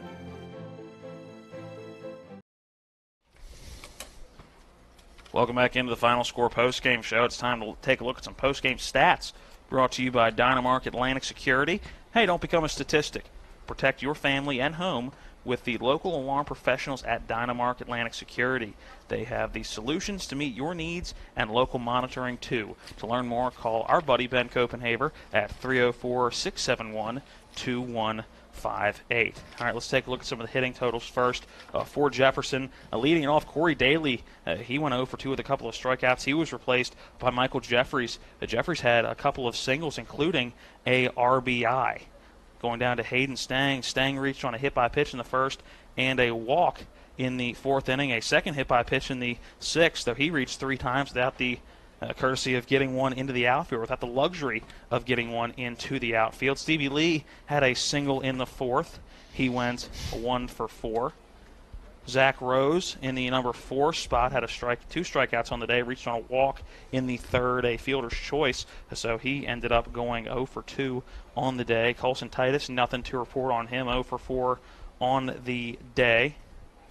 A walk for Cullen Horowitz. He finished 0 for 2, also reaching on an error, and a strikeout wild pitch that got him to first base that we thought may be the beginning of sparking a run for Jefferson, but didn't come around. Mason Lance had a double. He was replaced by Dylan McCartney, who would later reach on a walk. So McCartney 0 for 0, but did reach on a walk, while Mason Lance had a double earlier in the game. A single for Taylor Tennant and a couple of singles for Chase Anderson and a couple of RBI on the day. He really sparked the bottom part of that lineup for the Cougars. Yeah, well, he was about the only spark in the lineup for the Cougars today. But the real story, as we talked about earlier, is Jefferson gave them bases, gave them outs early in the game. Even in the inning where they got the 3rd inning, when they scored 2 runs off Horowitz, they got 2 of their 3 hits that inning, but Horowitz also helped them out with a couple bases on balls. And you just can't put guys on base. Even with a team that isn't hitting like Socastee, got to give them credit, they did put the bat on the ball. And one of the things that happens when your pitchers aren't throwing strikes and are putting the defense gets back on its heels. And you saw that in the 1st inning with really Anderson. Daly's play was on the move, but that's a play a shortstop's got to make. I mean, it was the hop came up, and it's not an easy throw running that way, but he's got to make that. And then Anderson looked to me like he just lost concentration, and his glove wasn't down and he wasn't down. But that's what happens when pitchers are putting runners on with hit batsmen and bases on balls. Tennant did 4 hitters, 4 guys in the first inning he gave them. Let's take a look at some hit totals for Socastee. Only 3 hits for them. A 1 hit coming in the second inning. That was a single for Cooper Bryson in the top of the order. And nothing would do from that one. And 2 hits in the third inning. It was a double from Dylan Kuhn. He would be the starting pitcher on the day. He had a pretty good day on the mound. And then Cade Bird had an RBI single, and those were the only 3 hits of the day. So, again, hats off to the Socastee Braves for getting all that work done without the luxury of getting a whole lot of hits. Some other totals for you. A couple of walks in that first inning. It was Maddox Smith reaching on a walk, Ethan Burke on a walk. Getting hit by a pitch was Jordan Murphy. Bryson Reeder reaching on a walk as well. That drove in a run with the bases loaded. Other than that, after the first inning, there really wasn't a whole lot of stats to write home about, but Socastee did what they needed to in the bottom of that first inning and did what they needed to do to get the win. Well, they did, and I was kind of interested. After Tennant, the next 4 pitchers that Coach Lowery put in didn't have 4 innings among them, added them up. But the guys who did best were the guys who thrown least, because they just came in and threw strikes. And I like that kid Yuri, who came in at the end of the game for Socastee, because he didn't fool around. He just came in and threw fastballs and with good location, and was just, here it is, guys, hit it. Some pitching totals for you, starting with Jefferson. Taylor Tennant only went 1 inning, unfortunately. He could not go any further than an inning. He just didn't have it in the first. He went 1 inning, gave up 5 runs, didn't allow a hit, struck out 2, walked 3, and hit a batter. Colin Horwitz came in for 2 innings. He allowed 3 hits, 2 runs, struck out 3, but also walked 3. Hayden Stang came in 2 strong innings, no runs allowed, no hits allowed, a 1 strikeout and 1 hit batter. And then Michael Jeffries came in, the 4th pitcher of the day for Jefferson. He did not allow a hit a batter, walked a batter, and went 1 total inning without allowing a run. Those are the pitching totals for Jefferson. And for Socastee, Dylan Cooney went 5 2/3, gave up 7 hits, gave up 2 runs, struck out 6, and walked 3 while hitting 1 batter. Aaron Freer went 1 total inning. He really wanted to go a 1 1/3 inning, as he was very mad that he had to come out in the end of that at the top of the 7th. He struck out 2, walked 1, hit a batter, and then Joey Ura came in for a 3rd, didn't allow a hit, and strike out 1. That was to end the game with Taylor Tennant on the mound. So again, finals from this one. It was a 7-3 final with Socastee getting the win. 7 hits for Jefferson to 3 for Socastee, 3 errors for Jefferson, 9 left on, a 1 error for Socastee, while they left 7 on base. Those are our post-game stats brought to you by Dynamark Atlantic Security. Hey, don't become a statistic. Protect your family and home with the local alarm professionals at Dynamark Atlantic Security. They have the solutions to meet your needs and local monitoring, too. To learn more, call our buddy Ben Copenhaver at 304-671-2158. That is going to wrap up our post-game show, brought to you by the Final Score, with plenty of screens to watch the games, pool tables, trivia nights, and great food and drink selections. Meet your friends at the Final Score at 1517 Winchester Avenue, just south of Martinsburg. Our next game broadcast will be where we started today. It'll be an 11:15 first pitch at Carolina Forest. Martinsburg will be taking on West Hill, a team that looked pretty good today. If there was a game that they allowed some runs to come back late in the game, but got off to a very hot start in that one. And then tomorrow night, it'll be a 6 p.m. First pitch, a 5:45 to 5:40 pregame, when Spring Mills is at Loris. Loris, the host school in that one. They're all the way up right by the North Carolina line. So those are our 2 games. And if you're keeping track of the rest of the EPAC who's down here, again, everybody but Musselman, 11:15, it'll be Hedgersville taking on River Bluff. Jefferson is taking on Lakewood, and Washington is taking on Worcester at 1:30. That Jefferson taking on Lakewood game, also a 1:30 start. Again, we want to remind everybody our final from today is 7-3 with Socastee getting the better of Jefferson. Jefferson falls to 14-4. Socastee improves to 9-10 on the season. We'll be back on the air right around 11 tomorrow with the pregame show. That's going to wrap it up for us here at Socastee. A big thanks to Caleb Falera back at the studio. Gary Geffert to my left, Matt Miller, the third member of the broadcast crew and running the camera tonight. For all of them, I am Matt Crawford, and we will see you tomorrow at 11 a.m.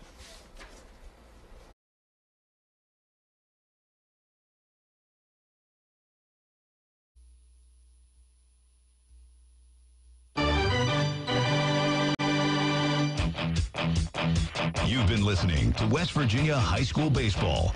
Today's game broadcast has been brought to you by Miller Honda, Cox Holiday Professionals CPAs, Brown Funeral Homes, Miller's Chrysler Dodge Jeep Ram, The Marius Group and Ameriprise Financial, WVU Medicine Berkeley and Jefferson Medical Centers, Parsons Ford, Bechtel Jewelers, WH Miller Systems, D&N Auto, The Mortgage Center, the Hagerstown Suns, Haas's Steak and Sea, Bears Repair, The Final Score, and Atlantic Security.